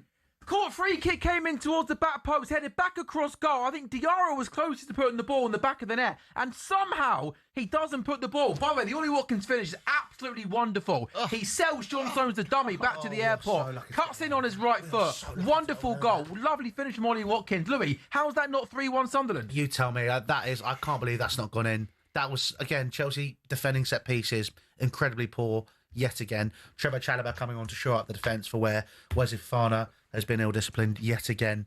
How that goal did not go in. Oh, Brentford have equalised against Liverpool. A cross comes in from the right-hand side. Diving header beats Alisson. Liverpool 1, Brentford 1. And Brentford are back in the game at Anfield moments after Liverpool took the lead. Back to you, Louis. Sharda with the goal. Well, here we go. We've got a corner here for Sunderland. Looks like Chelsea players managed to defend it from that previous set piece. I don't think they're going to do it again somehow. This is just, it's been an absolutely torrid season when it comes to most things at Chelsea, but defending set piece has been a big thing. We got a set piece coach apparently, guy from Brentford, supposed to be quite good. Don't know, I haven't seen it personally. I think it's been absolutely shocking. Chelsea. Oh, okay, I was interested. Oh, do you know what? They've just worked a free kick short Sunderland, and they work it really nicely down the right hand side. And the referee has then blown the whistle because he wants to do that thing where he starts having a conversation with everyone. But Sunderland literally worked the corner brilliantly. Anyway, that corner's still yet to officially been taken. Still Sunderland 2, Chelsea 1 league. Yeah, chance for City to draw level with Aston Villa. I think that it was Foden as well. Your three goal scorers going to come in. I mean, it's a great cross. Oh, he should score. Probably should just get there. Chelsea, I think that's their 10th red card of the season and the 8th in the Premier League. One job that Alonso's got to do is improve. They're the worst disciplined team in the Premier League. I mean, 8 red cards in a season is unreal. Toddlers. Don't sign toddlers. Mate. You need to actually have players who know what they're doing and know how to deal with situations. I don't understand why it's taken people who apparently worked in football for decades to understand that. A Sunday league coach could tell you that. This is embarrassing to watch. Absolutely embarrassing. I've seen so many games this season where I know this isn't one of them, where Chelsea have lost a player early on in a game. Remember the Man United game early in the season? Arsenal. So there's so many where they've been let down by ill discipline this season. And it's no surprise. I know the conspiracy theorists would say, well, Arsenal have got the best discipline record because I wonder why that is, etc. But also the best teams tend to have the best discipline records because they're organised as well as everything else. Yeah, they're not trying to give. Yeah, I get it. You know, maybe it's a bit too far, but I bet if you look back in history of the Premier League champions, I bet they're at the lower end of the discipline table, or the higher end, whichever way you want to look at it. Yeah. You know what I mean? And it's no surprise to see that Tottenham are down at the bottom of that table as well. Just to clarify the European race at the moment, as things stand, Abby, we'll come back to you in a second. As things stand, Bournemouth 6th, Sunderland 7th. That will be Europa League. Brighton in 8th. Would be Conference League. That Brentford goal is big as well, Lee, because Brentford are they're level on points now with Brighton. So a Brentford goal at Brighton would take them above Brighton into 8th, which is Conference League. So it's a possibility, Lee, here. I mean, Brentford could easily go on and win this game at Anfield, but Brighton might not get European football of any sort next season. Yeah, that'd be mad, wouldn't it? And I was just looking at the goal difference as well. I mean, I don't think they're going to concede many more, but they've got they've currently got a 3-goal advantage over Brentford. I mean, they're not going to lose 6-0 here against Man United. Who's that? Brighton. But Man United I see. They're trying, every time you look at that game, and we've taken our eyes off it a little bit because they're getting beat 3-0, but Man United are the only ones attacking. So, you don't want to be conceding too many goals in that one. Otherwise, a draw would do Brentford. Yeah, it's a very, very un-Brighton kind of performance, isn't it? You don't often see them getting there. Backsides hands to them in a game like this. Let me just try and run through. Can I run through 10 scores without a goal going in and being erupted? Probably not. That's the fun day of the Premier League season. Brighton 0, Man United 3. Burnley have equalised against Wolves, by the way, which I didn't tell you about. Zian Fleming scoring that goal. Arsenal were 2 up away at Crystal Palace. Fulham is still leading Newcastle by a goal to 0. Liverpool 1, Brentford 1. Kevin Schade with a really good header for Brentford midway through that second half. Salah and Robertson are still on the pitch, by the way. City 1, Villa 2. Forest 1, Bournemouth 1. Sunderland 2, Chelsea 1. Chelsea are down to 10 men, and just confirmation that Fofana red card was for 2 yellow cards, which I think made sense because I don't think that he or Colwill were the last man. Spurs 1, Everton 0. That game's a bit further behind every games because the referee sorted out the wiring, and it's West Ham 0, Leeds 0. And congratulations to Bolton, by the way. Bolton beating Stockport County 4-1 in the League One playoff final. They are Championship, and good to see Bolton, big football club, back in the second tier of English football.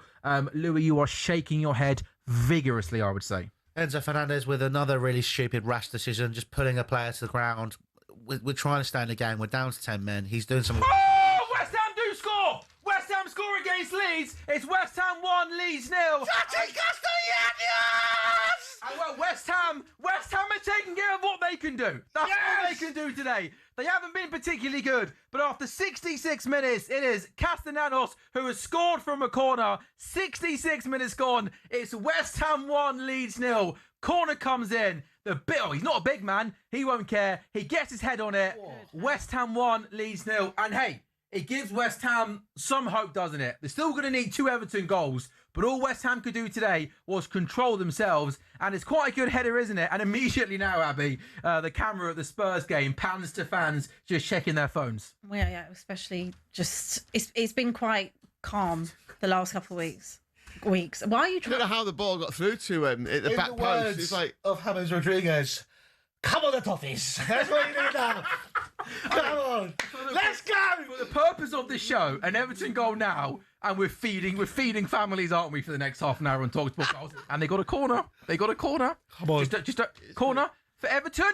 Back post. Oh, it's headed away. Abby, I'm neutral. Tottenham What I have been have very to good do. defensively. Could have fooled me, Sam. Abby, I have to bring excitement to the show. As a host, West, that's a big goal. I can't sit here in silence, can I? Imagine I sat here in silence as a host of talkSPORT goals. Didn't seem very neutral to me. Well, we'll say that is he's almost supposed to fill the dead space. That's good radio. So We're not actually doing radio. Not radio But show. yeah, anything. No, It's it's- good to know you know what you're on, pal. Yeah. Yeah, I'm on YouTube. I'm on talkSPORT radio, lads. you're a No, you're not, broadcaster. pal. Listen, I'm not. Yeah. You think Yeah, you think broadcaster, the broadcaster? Look, listen, Yeah. listen. All I'm saying is, Abby, Just right, don't touch Abby's hair. Yeah, I told you. I'll throw you off the top floor. I don't care. And by the way, we're high up here in the News UK building, by You'd the like way. to get a crane to use me. Let's be very, very honest. I'm about sure. that situation. Hey, That's why Jamie got me.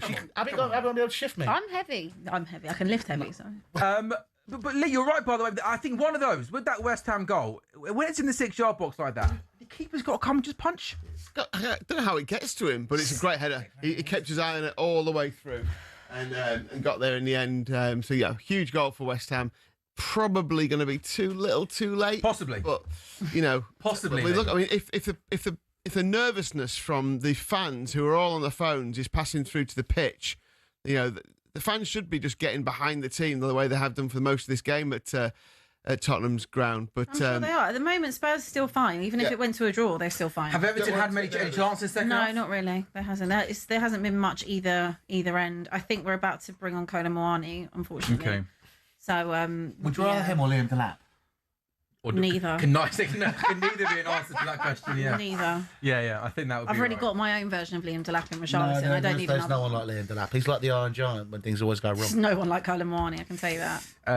Well, you can argue later who's got the worst centre forwards. Everton made a couple of changes. Harrison Armstrong came on for O'Brien, and Tyreek George has replaced Roll. So that's 2 changes for Everton. Again, that game also interestingly is behind West Ham. So the West Ham game is going to finish before Spurs Everton by about 6 or 7 minutes. So possibly that could add to the tension and the drama. So it's West Ham 1, Leeds 0, Spurs 1, Everton 0. Villa are leading Man City by 2-1. Brentford have got a corner at Anfield. Liverpool 1, Brentford 1. A goal for Brentford would take them into a European spot at the expense of Brighton. And a corner comes in, they get the header to it. It goes over. Forest 1, Bournemouth 1, and Brighton 0, Manchester United 3. Lee. Couple of changes for Leeds United. Willie Gnonto on for Calvert-Lewin, who's played his last Premier League football of the season, his last football of the season, and James has come on for Biol as well. So Leeds going for it. Brought on 2 strikers, not looking to do anything other than have a go at this, and here they come forward now against West Ham,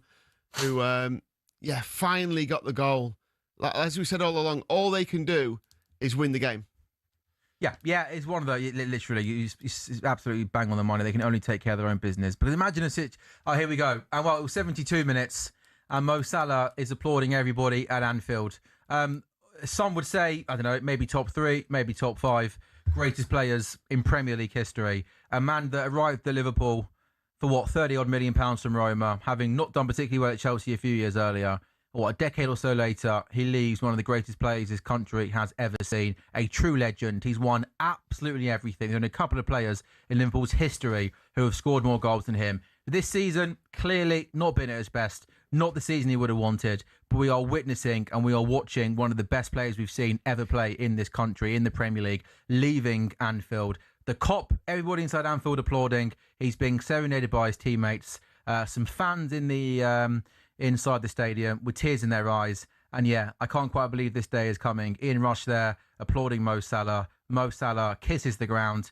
And my goodness me, he's made Anfield his home over the last 10 years. As I said, winning every single trophy at the football club. Not the way he would have wanted to end. There's a handshake with Arnie Slot and he goes off. And I'm sure maybe at the end of the game he'll get an opportunity to get a microphone and maybe say a few words. Guys, I mean, Louis, Abby, Mo Salah, what? I mean, I think Quaker said on this show before, he thinks Salah could be the greatest player that we've seen in the Premier League history. Yeah, I think he's definitely in that conversation, that argument. When you think about, like you just said, he didn't have a great time at Chelsea, coming to Liverpool. I'll admit, I was a bit like, we're signing who? Yeah, it was.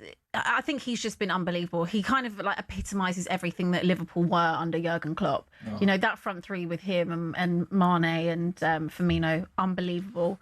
He raised the bar, I think, for Liverpool as well. Like, if you think about life kind of before him, and just he was everything that Klopp could have asked for in a forward player, really. And I think that it's a shame in which that he's going out in a season like this. It would have been a even nicer story if he could have gone out the way he did last year, you know, winning the league and having the season he did have. But I don't think it really taints anything. You know, he's such a Liverpool legend. He's a Premier League legend. I should probably lock back into my game. See you in a bit. Can I just confirm, Louis, you're going to give Mo Salah better than a 7 out of 10, ideally? Yeah, you gave Bernardo Silva a 7 out of 10. No, he didn't get a guard of honour, to be fair. Well, he's reliable, do you know what I mean? Hey, Brentford are thinking, sorry, Mo. Ben Davies is reliable. We've got a goal to get into the Conference League here. They're thinking we're giving no guard of honours. You guys a fan of guard of honours mid-game? Depends on the situation. Yeah, that's fair. Like I said, like Lee just said to me he didn't get guard of honour, but I said Brentford have got something to play for, haven't they? Yeah, there is that. I mean, so have Aston Villa, but I guess they've just, won a trophy. They've got nothing to play for. Yeah, we're just fishing high on the table. It's about pride. Oh, there we go. Okay, we have got 15 minutes to go then in our 4 o'clock games in the Premier League. Here are the scores as they stand at the moment. We'll start down at the bottom of the table. Both Spurs and West Ham are winning.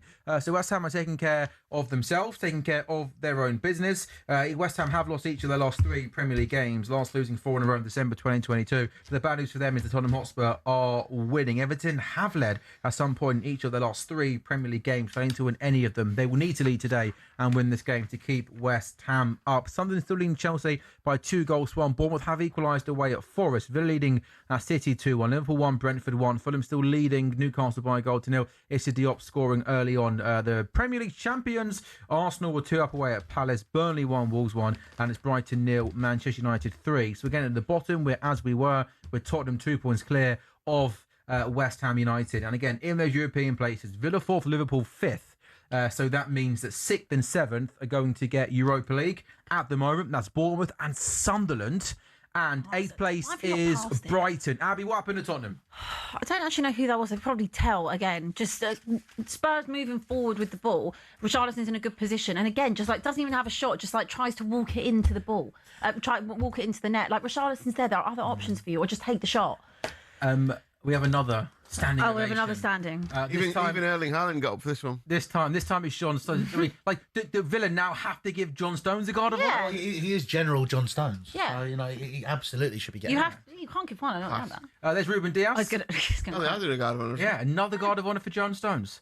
I mean, one of the more unfortunate, I say unfortunate in the sense of... It's mad that they're giving guard do you reckon they've obviously had a chat before and said, we would like to do that. Okay, do you mind? Yeah. Do you mind? I think because Villa are playing for nothing, I then think it's okay. Yeah, agreed. You think it's absolutely not? I didn't want to say that. I like it. Do you? You think it's fine? I like it. If it's all sorted out, Right. Tottenham players getting a guard of honour. Oh, no, they're not. Lee, that is bang out of order. Lee Phelps having changed at the Abbey Summers. I just looked round and they were like clapping each other, and but it was a substitution. Can Bruno Fernandes get another assist here? No, we can't. That's surprisingly really bad. But Abby, would you like to respond to Lee trying to sledge you there? You can throw him out the window. Just wondered how Grimsby did. They're not. Hey, Abby, they're not in the League 2 playoff final tomorrow. We're still in League 2. That's right. Yeah. You won't be in League 1. Another season of League. You're still going to be 3 divisions away from Spurs, where you could have possibly been 1. Yeah. Have you beaten Manchester United more this year than Spurs have? That's the question. Yeah. Are you right, Louis? No.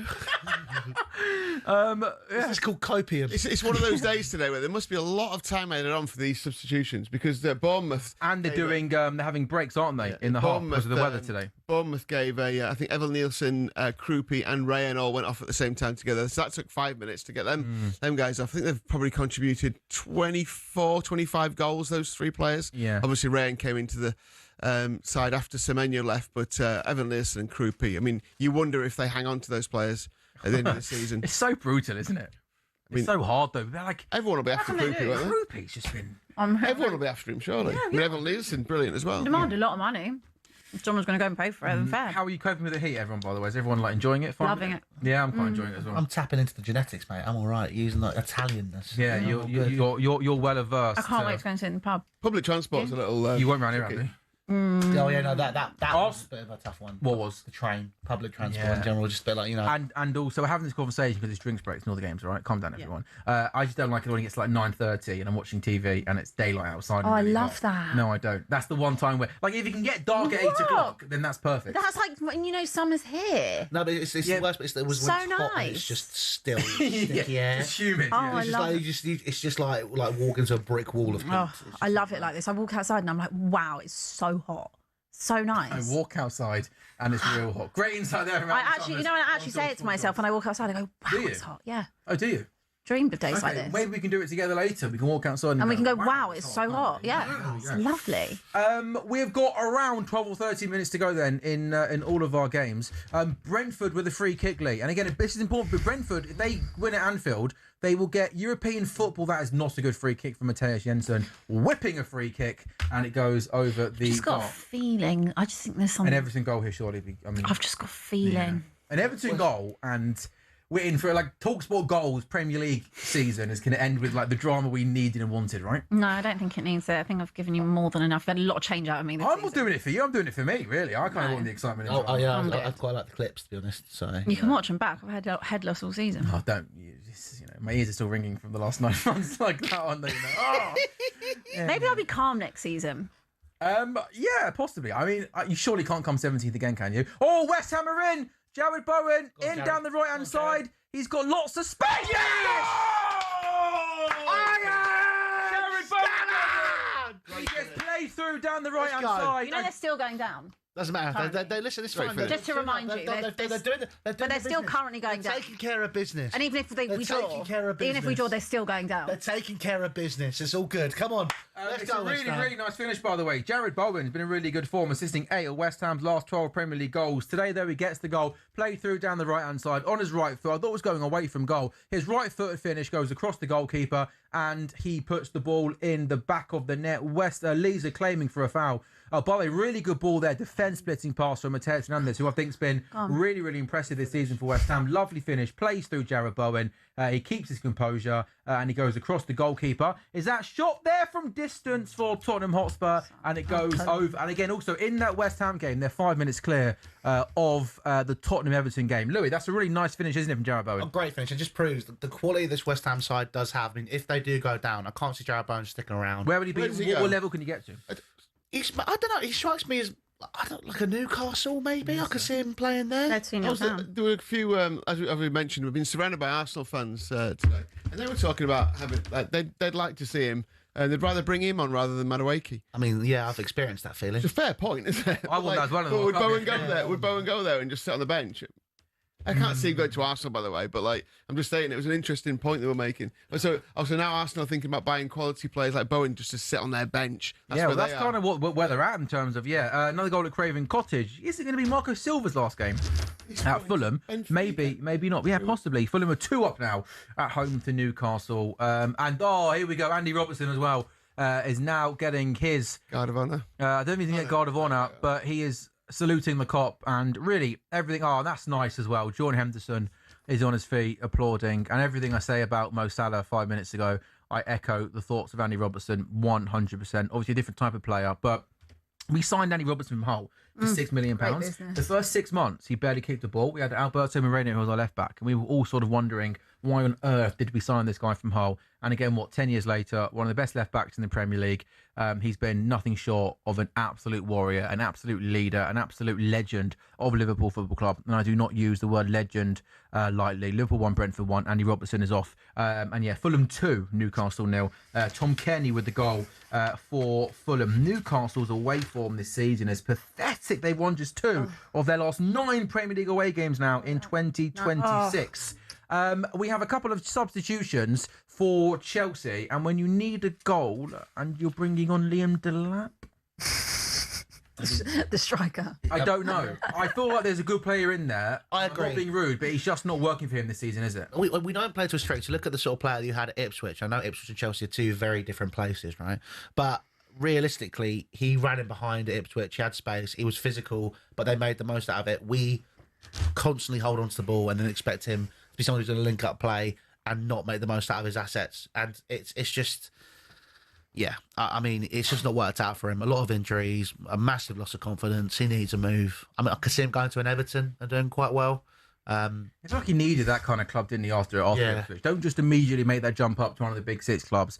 Because he could go 3-4 games without a goal at Everton, and there's not as much media pressure on him. He's not getting as much, stick on social media and stuff. I just wonder if players and their agents and their camps to look after these young boys for the better of their career just need a move somewhere in the middle. Right? I would have said the same for Kieran Dewsbury Hall. I thought that was mental that he went to Chelsea. Look, he's flourishing Everton now, isn't he? Crazy. Talking of Everton, they don't look like they're going to get close to even having a shot, let alone score 2 goals. Can you not jinx it, please? No, I'm just observing while I'm watching. I think Tottenham have defended really well today as well. Can we not jinx that either? Can we all just be quiet, please? Just don't talk about Tottenham. That's not good broadcast. Let's talk about the other 9 games. Let's not talk about Tottenham. The broadcaster is telling us how to do this. Yeah, it does say Lou Benevente, broadcaster, next to his name on our piece of paper. And when you're saying we can't talk about it, we've got to. You just don't talk about Spurs. Just talk about the other games. Yeah, not really how this kind of works, Abby. I'm kind of watching this now. I haven't been watching the Spurs-Everton game.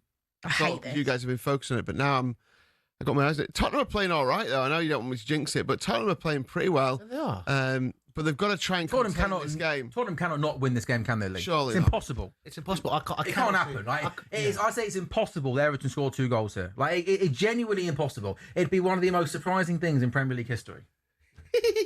You don't think? No. Look at the way they're playing, Abby. No. I mean, they're all over the place. Everton are 40-1 to win this game now. Oh, well, there you go, Abby. 40, you might as well go. Right? Well done. You're staying up. Congratulations. No, it's not done yet. Yeah? No. She can't go up the trophy lift as well. Oh yeah, you are doing the trophy lift live for us, which I think because you've been such an important part of this show, I think it's right that you do the moment that Arsenal lift their first Premier League trophy in 22 years. Thoughts on that, Abby? Abby's already had to suffer how was your week been? Lots of Arsenal fans at work. You had a terrible week. The video. I was there when they won the league. I left work halfway through the Chelsea Spurs game to make sure I could actually escape and get home. I then came here Wednesday. Yeah. I was then at work on Thursday. Right. I've had Arsenal fans everywhere. I've congratulated them. I've done my part. Yeah, the best team on the Premier League this season, right? This season they have been the best. They've been the most consistent team, haven't they? You can't argue with that, can you, Abby? Yeah. No, is that fair? Madison's about to come on, I think, as well. See what Koki was talking about the other week. Yeah. Come on. Oh, could be a penalty. He's given a dive. He would never give that anyway. Yeah, I mean, who's that? Is that Colin Mooney, Abby? I think it's that is it was, yeah. Sarr? I think it's Sarr that Sarr. comes in the box on the right hand side. He drags the ball from his right foot onto his left foot, And he just check it? No? yeah, of course they'll check it. Someone in VAR will have a look at this, but he's given Michael Oliver who's given a yellow card for a it's an outrageous dive. One of the worst dives you'll see. I mean, that's embarrassing, young man. Yeah, I mean, he had the temerity to then moan at the referee. Yeah, it's crazy. Like, genuinely, that wasn't even like close to there being any contact. No. That might be my head's gone moment of the season. In fairness, not only temerity as well. Sensational use. I've used some good words today. Temerity, velocity. I'm going all right. Did you use velocity? I did earlier. I promise you. In what Or respect? venom, I said. Well, a V word I said earlier. They're two different. I'm not sure which one it was. Venom or velocity. I did say a V word earlier, which sounded really, really good. I thought. Played with Vim. Is Vim the word? Vigor. That's good. Yeah, vigor. Vivaciousness. Yeah, all right. Don't take the mic now, mate. Let's just steady on. Chelsea got a free kick then at the Stadium of Light. Sunderland 2, Chelsea 1. Let me just keep you up. I didn't know what that means, Jamie. What was the word? Avacity, was it? Avacity. Yeah. Vivacity. Yeah. I think vivaciousness is actually vivacity. That's what it. Oh, vivacity is the word. Did you actually know that? Did you Google that? Is vivacious not a word? He's a lot more intelligent than he makes on to me, by the way, Jamie. No, it's just he kind of does this like I'm a little bit clueless, like I'm a pretty boy, like a pint. Deep down, he's intelligent. He's very exactly clever. what he's doing. He's a clever boy. Vivacity, all over that. So relegation battle then. West Ham are winning. They're doing their thing. Good. Spurs are leading Everton by 1-0. In terms of the race for European football, as things stand, Bournemouth the Sunderland Europa League, Brighton Conference League. That can change if Brentford score a winner at Anfield, or even if Chelsea score at Sunderland. As things stand, 6th, 7th, Bournemouth, Sunderland, Europa League. 8th place is Brighton, Conference League. They are losing. They're getting battered in their game at home to Man United. A goal for Brentford puts them above them into 8th place, and also a goal for Chelsea. How are Chelsea doing with 10 men, Louis? I mean, it's been a fairly low-paced game since then. I think Chelsea are just not quite... Well, they're not getting into it as we were discussing. 10 minutes added on. 10 minutes, that's interesting. I think it's probably when the hoardings went down, wasn't it? I mean, look, I can't see Chelsea getting anything out of this because Liam Delap's up front and there you go. That's a great example of Liam Delap. Oh, hang on, he's actually held on. I thought he was going to whip that top bin then. Yeah, that would have been... I was kind of hoping that was going to happen. I need another goal. But yeah, look, Chelsea, there's just nothing in this. What's going to happen now is we're going to be on Garnacho to change the game, and that's going to, see Salah score another one. I'm upset at you, Lee, for giving Everton so much hope and belief that they could go to Spurs today and win. I mean, they look cooked, don't they? They've looked cooked for the last 4 or 5 weeks, haven't they? I didn't think so. I thought they'd have a goal in them, and all you need is a goal in a game like this to kind of set the nerves racing amongst Tottenham fans. But Tottenham got the first goal, and they've looked all right. Tottenham, yeah, you're right. I get it.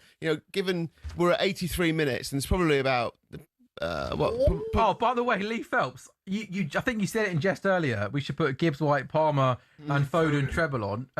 I didn't put it in jest at all. I don't know if Phil Foden might have just strayed offside there. The goal stands at the moment. He takes that goal brilliantly. Oh, what a goal. That's from Foden. Gets the ball into his feet, opens up his body, turns, powerful shot off the crossbar and in. City 2, Villa 0. Foden, Palmer, Gibbs, White, all on the score sheet. Yeah. That'd have been a decent... I didn't put look at the treble price, but it would have been decent. Yeah, City 2, Aston Villa 2 then. They might just check... Oh, I thought it looked very, very tight whether Foden was offside or not. The goal was given on field. We're just waiting confirmation there as to whether that goal is going to be given. There's 6 minutes added on in the Brighton-Man United game. Brighton 0, Manchester United Everton 3. made 3 substitutions. I've got Anyone good, Lee, coming on? Alcaraz is one of them. You know your favourite players. Yep, Beto, I assume you're referring to there. Beto and Barry. How ironic would it be if Beto send you down after all that? Oh, I've got quite a bad feeling, I can't lie. Phil Foden's goal is not going to count, so it's a great job, Lee. We once again didn't put that bet on. It wouldn't have come in with it. Phil Foden just straying offside. It was a really, really nice goal, but it is not going to count, Lee. Back to you. Better count for Barry, as you said. Coleman also on, and Alcaraz as well. Okay. So they've made a triple substitution. So Alcaraz, Coleman, and Barry, and Beto. Better on for Barrow, yeah. So Everton's last throw of the dice to try and get something out of this game at Tottenham. But look, for it to change the relegation picture at the moment, West Ham look like they're going to beat Leeds. Everton would need to score 2 goals. I'd love to know what they just gave that for, but I don't think Everton are capable of having 2 shots in this game. I've got a really bad feeling. I don't know. Are you not confident, Abby? No, I just got a feeling. Because I just think if they get 1, then I feel... I agree with you. If they get 1, then I think everything changes dramatically. But at the moment, long ball gets played forward into the box. The Spurs player's gone down. They're going to launch that long, and it's going to come back to Everton. They look short of quality really in these areas, Lee. I mean, the thing is, if Everton were more of a passing team, then you might look and think, well, they'll put pressure on. Because Tottenham will just sit in here, won't they? If Tottenham are so nervous that... Yeah, exactly. So, but Everton are also good at putting the pressure on. Look, we've got the ball here, but there's not a lot of... This isn't good. This isn't good for us. You need to get out, don't you? Yeah, this is not good for us. I also don't think Everton have quite got the quality to make this pay. This isn't like a kind of, It's more about not making an individual mistake in this. I've seen it so many times. Chance! Oh, Everton should score, Lee! For the first time this game, they just show a little bit of quality down the left-hand side. They play really, really nice one-touch football. It's Tyreek George that goes in the box down the left-hand side. And I don't know whether... He tries to play it across goal, and I think he's got to shoot. I agree with you. The keeper comes out to try and narrow down the angle, but I think he's got to just dink it over the keeper there, doesn't That is awful. That's all the coach under Maresca. That's all Enzo Maresca's fault, that. Yeah, that is harsh to blame Enzo Maresca for that. I mean, but yeah, and James Maddison's getting a little bit leery. Yeah, just, keep your heads now, isn't it, Tottenham? Nothing silly here, right? Just see the game out. Because you're happy. If they get 1 Everton, then I'd be confident they get a second goal. Because it'll be carnage inside that stadium. But at the moment here, Spurs have got to just keep their heads. Nothing silly. That was the first time Everton have created a chance. It's still Spurs 1, Everton 0. 86 minutes gone in that game. It's 4 added on of the game at the London Stadium. So West Ham are 2 minutes away, Lee, from getting the 3 points that, well, they needed to give themselves a chance, right? Yeah, absolutely. And as you know, Abby's nerves are probably being matched by the stadium at Tottenham because Everton aren't doing an awful lot, but they're just pressuring and Tottenham are just sinking further back, giving away free kicks. Yellow card just handed out there, corner. Jed Spence deflecting that one out for a corner. Everton get a free kick, right? They send their big men up. They send the 30 yards out. Just launch the ball long to Tarkowski and King to get your head on it. They're trying to work it short, West Ham can have a third here. Oh, great save by the keeper there. Fair play. They have got a corner there, Everton. 3 minutes to go of normal time. Can Everton score a goal to give us a remarkably nervy final couple of minutes? It's headed away. It comes back out. Outside the box on the right-hand side, Everton still have the ball. They work it to Vitaly Mykolenko. Out wide now to James Garner. Whip that ball in the box. He does whip it in the box. Spurs, really good defensive header there. I think that was Mickey van der Ven, who was big and strong and physical. Seamus Coleman's now got the ball right. This has kind of been the first kind of time in the game, Abby, that I've just seen Spurs kind of, drop a little bit deeper on the edge of their box, and it's their first chance. This is, I don't know if Kevin Danzo is hurt, but I think he needs to try and take a couple of minutes out of this game. Try and break the play up a little bit. Which is sensible. You got to do it in this situation. Just draw a foul out. Like you need to stop the flow a little bit. You need to stop the flow. Every time I watch Spurs, I just keep hearing Andy Brassel, who said to us, Abby, that he thinks that Spurs will get into the Champions League under 2 years under Zerbi. Yeah, I know. It's a crazy shout. I hope he's right. Do you know what? I don't even care about being the champion. No, I don't actually even care. Now, with 30 seconds. I don't care about that. All I care about is a bit of stability. I can only dream of finishing top half at this point. I was going to say, you should focus on getting away from 17. Oh, West Ham get a third.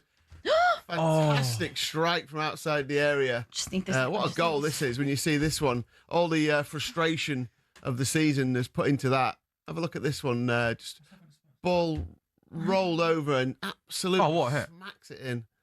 Callum Wilson with the goal. West Ham 3, Leeds 0. Abby, what's happened here at Spurs? I don't know. I think he's given Is it a head? Is it a head injury? I don't know what's happened in the box, but something's... Oh, no, yeah, it's just a... he's made a meal out of it, Danzo. Tarkowski's just sort of... The left arm's come out, and the big man, Danzo's gone down to take a couple of minutes out. Sorry, that was a lovely goal, wasn't it, Callum Wilson? Yeah, brilliant goal. It doesn't mean an awful lot. No, it's going to be absolutely the goal that he did score and got ruled out, obviously we remembered for... the fact that West Ham are in this situation. Another point might have made a huge difference to this relegation battle. But, yeah, he scored a good one there to finish the season off. That's his full time as well. West Ham have done what they can do now. So it's up to us. So all eyes now are on the Tottenham Hotspur Stadium. Spurs 1, Everton 0. 30. A remarkable, Abby, after all of the dreadful form you've had at home this season, that it looks like you are going to get those 3 points in that final day to hopefully get you over the line. It's just not done yet, Sam. Not done yet, of course. We'll talk everyone through the last 5 minutes of this game then. I don't know how much added time, Abby, do you reckon? I haven't seen too many stoppages, Abby. Probably, 4 minutes? Well, I mean, he was down for 4 minutes. 6. Yeah, but you ain't going to get the full 4 minutes, aren't you? Quite a few subs. Just end it. Yeah, so confirmation, West Ham have beaten Leeds by 3-0. How much added time at the Tottenham Hotspur Stadium? We played exactly 90 minutes there. We're waiting for the big number to come up. Everton don't just need 1 goal. They're going to need 2 goals. Other full times that are coming into us: Brighton 0, Manchester United 3, Spurs 1, Everton 0. Can Everton try and get a goal? 9 minutes added on at the Tottenham Hotspur Stadium. Come on, you softies. Come on. How about Abby? I don't know. I'm watching 10 games at a time here, so I can't possibly say whether that's right or wrong. Where have they got 9 minutes from? What? Well, the drinks break. Danzo spent about 3 minutes. Oh my God, I can't do this for another 9 minutes. As well. I mean, the game manager. 9 minutes. There's no way that we make this. And now another Spurs player's gone down holding his face. Yeah, but there's a head clash, both of them. I think the Everton player just got up a little bit quicker than him. 9 minutes. Sunderland are 90 seconds away from victory, and again, Sunderland, as things stand, are in the Europa League. I mean, this is absolutely astonishing. Sunderland winning their game. They go above Brighton, they go above Brentford, they go above Chelsea. Sunderland are going to be they're probably the team that are going to gain the most from today. Started the day 10th in the table. They're currently 7th in the table. which would be a Europa League spot. Sunderland are minutes away from Europa League football next season, which would be nothing short of absolutely remarkable. They are beating Chelsea. Brighton lost to Man United. Brentford drawing away at Liverpool. We've got a minute left at the Stadium of Light.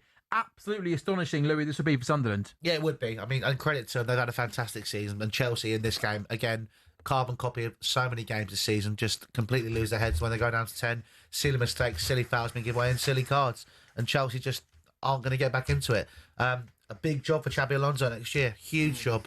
And it's whether or not he's going to get back to the market like he should be. We haven't played any, by the way, of the 9 minutes added on the Tottenham Hotspur Stadium. Well, they don't add on the correct amount, so this is not a bad thing for Spurs. We hope the player's okay, obviously, but yeah, 9 minutes added on at the Tottenham Hotspur Stadium. None of the 9 minutes has been played yet. Brighton fans, Lee, are checking their phones, aren't they? Because Brighton will be wanting and needing, won't they, a Chelsea goal, an equaliser. But it looks like it's not going to happen. We played 100 minutes, Lee. Listen, we give them very enough money. surprised. They're not getting anything else out of us until we probably sign one of their players in the summer. Yeah, which one? Sorry, I was just looking. I don't want any of them. I was looking at the director's box and I just can't stand them. Can't stand them. They make me sick. They actually make me sick seeing them sit there. All the Lewis family, Viv Lewis, her, the rest of them, Joanne Lange, Viv Lewis. Oh. Just sitting there laughing and joking. Do you understand what you... Oh, it's a long ball got flighted up to Michael. Sorry? They make me sick. A long ball flighted up to Michael Keane, who gets his head on it, and it's a looping header, and it goes over the bar. So let's see, by the way, Louis, they just got back underway 3 minutes into 9 of added time. They haven't played let's see if they go to 102 then, yeah? I don't think they will somehow, but No. I'd like to hope they would, for the sake of the game, the beautiful game. Yeah. What's happened to Palmer Barnett, by the way? Well, let me talk you through that, gents. So, Our resident barber. Oh, no. There's a time and a place for your barber story. I don't think it is right now. Spurs 1, Everton 0. We played with 9 minutes added on. We haven't played much of that time. Sunderland, we're still awaiting the full-time whistle at the Stadium of Light. Picking this out of play every time as well. He's done that like 3-4 times, Ginsky. Can we stop? Why the Brighton fans celebrating? Abby, tense stuff at the Tottenham Hotspur Stadium. It's just ridiculous because obviously we're 1-0 up, and again, even if we drew, we're still fine. But it's just so Spursy for us to concede and the whole house caves in. So yeah. Brighton fans celebrating, Abby. It maybe wasn't the outcome they would have wanted at the start of the day. They'd have had Brighton could have finished the day in 6th place in the table, which could have been Champions League football. But Brighton and Hove Albion will be playing in Europe once again next season. They are finishing 8th in the table. It will be Conference League football for them because it's just finished at Anfield. Liverpool 1, Brentford 1. So Brentford are finishing just outside the European places. Bournemouth 6, Sunderland 7, Europa League. Brighton 8th, Conference League. Louis, the story of Brighton, nothing short of remarkable. They continue to punch above their weight. I mean, yeah, that helps that Chelsea just buy everyone from them and gives them lots of money. Who are you going to buy this summer from them? I don't know. It's going to be... do you know what? I reckon we're going to sign that Van Hecker. No. Huh? Oh, no. That's. I mean, look, Brighton have done really, really well. I don't like the CEO. I don't like this. But, aside from that... I don't like any of fair play this. to them. Sunderland have beaten Chelsea by 2-1. From League One to the Championship. From the Championship to the Premier League. How many people, I'm sorry Sunderland fans, I was one of them. I said all 3 teams going up and going down. Sunderland are going to be playing European football next season. Amazing, incredible scenes at the Stadium of Light. They started the day 10th in the table. It won't even be the Conference League. It will be Europa League football next season for Sunderland Football Club. They are 7th in the table. That's Europa League football. And Everton have a header that just goes over the bar. Cross comes in from the right-hand side. Alcaraz's header just goes wide. And for the first time this game, over the last 10 minutes, Abby, Everton just starting to apply a little bit of pressure. It's really not ideal. It's really not ideal. Not ideal. The full-time at Manchester City defeated 2-1 on Pep's final game as Manchester City manager, but he's on the pitch now doing all the thank yous with tears in his eyes again. Strange day today with lots of different players leaving from so many different clubs, but all the focus is now on one stadium, isn't it? 1-0 Tottenham. This will be enough to preserve Premier League football for them. And it'd be massive surprise. Oh, come on. To see if Everton get 2 goals here, even if they get 1. And Tottenham managed to... I'll tell you what. Great defending there by Palhinha, Abby. I put Palhinha, he's actually one of the players this season I would say has been all right, you know, and he's also only on loan.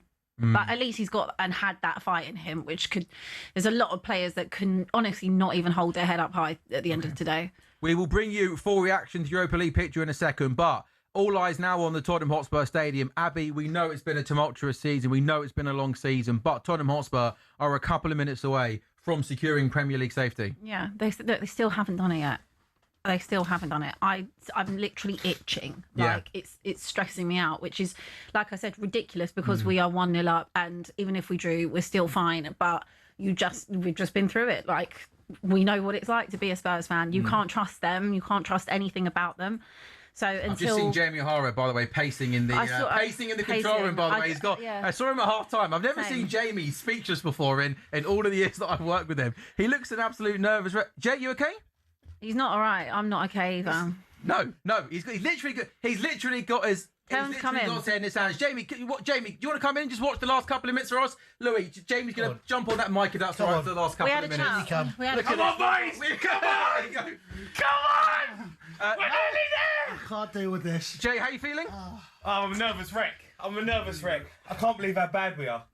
You can't believe now how bad we are. Oh, we're so bad. We don't deserve to be in the Premier League. Honestly, we're so bad. I just don't want that. I just can't deal with how bad we've been. Oh. Luckily, it looks like we're going to get it over the line. But Everton have been shocking. They've been really poor, haven't they, Jay? Oh, my God. I can't watch this team. I'm absolutely... No. No! Oh, what a save by the keeper! Oh, my God. What a save! Oh my God. What a save! Mate. What a save! Kingsley just pulled off a ridiculous save. It's George on the left-hand side, cuts it on his right foot. I thought it was going top bin. Oh, what a He's save. tipped it over the bar. He's unbelievable, Kingsley. He's done unbelievable. That looked like that was literally going top bin. He has made 2 world-class saves. Everton corner. Oh, headed away. Deal with it. Tottenham cannot get out here. Come on. It's been 10 minutes of constant Everton pressure. For us as well. Come on. Ball comes out to the back post. Can Tyreek George get in across? He's going to play to 10 minutes. He's going to play, He's 100%. The first 3 minutes, there wasn't a play. He should go to 102. Just play 99, that's all we need. No chance. Deal with it. Ball in. Oh, Tarkowski heads over. He should do better.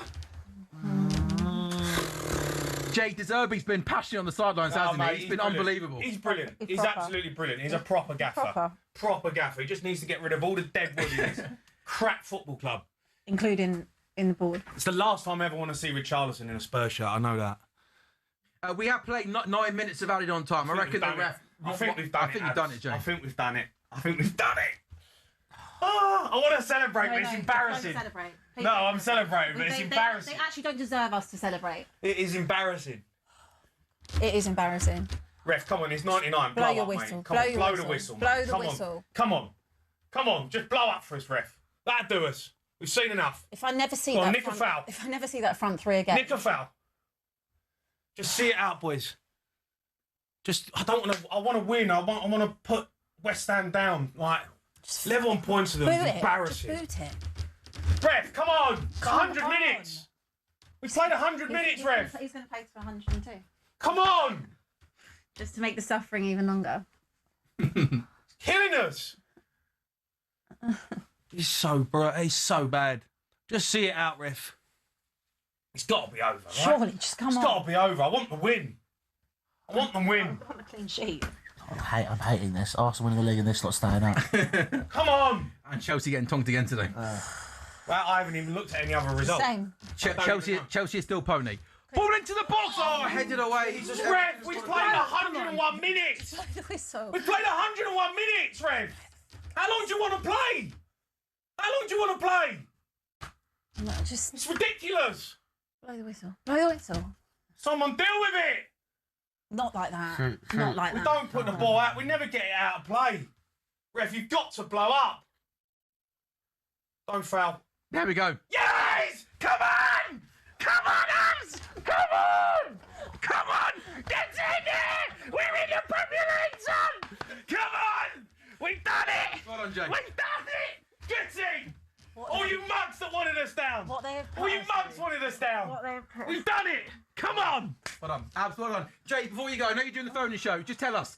I mean, relief, right? Because it looked like at one point, Jay, you weren't getting out of this. How much credit does Deserby deserve? All of Because he's it. come in, and I can see how emotional you are. But this could have been a disaster, couldn't it? No, it could have been an absolute disaster. Tottenham can't be in the Championship, right? We cannot be in the Championship. It's been a disaster season.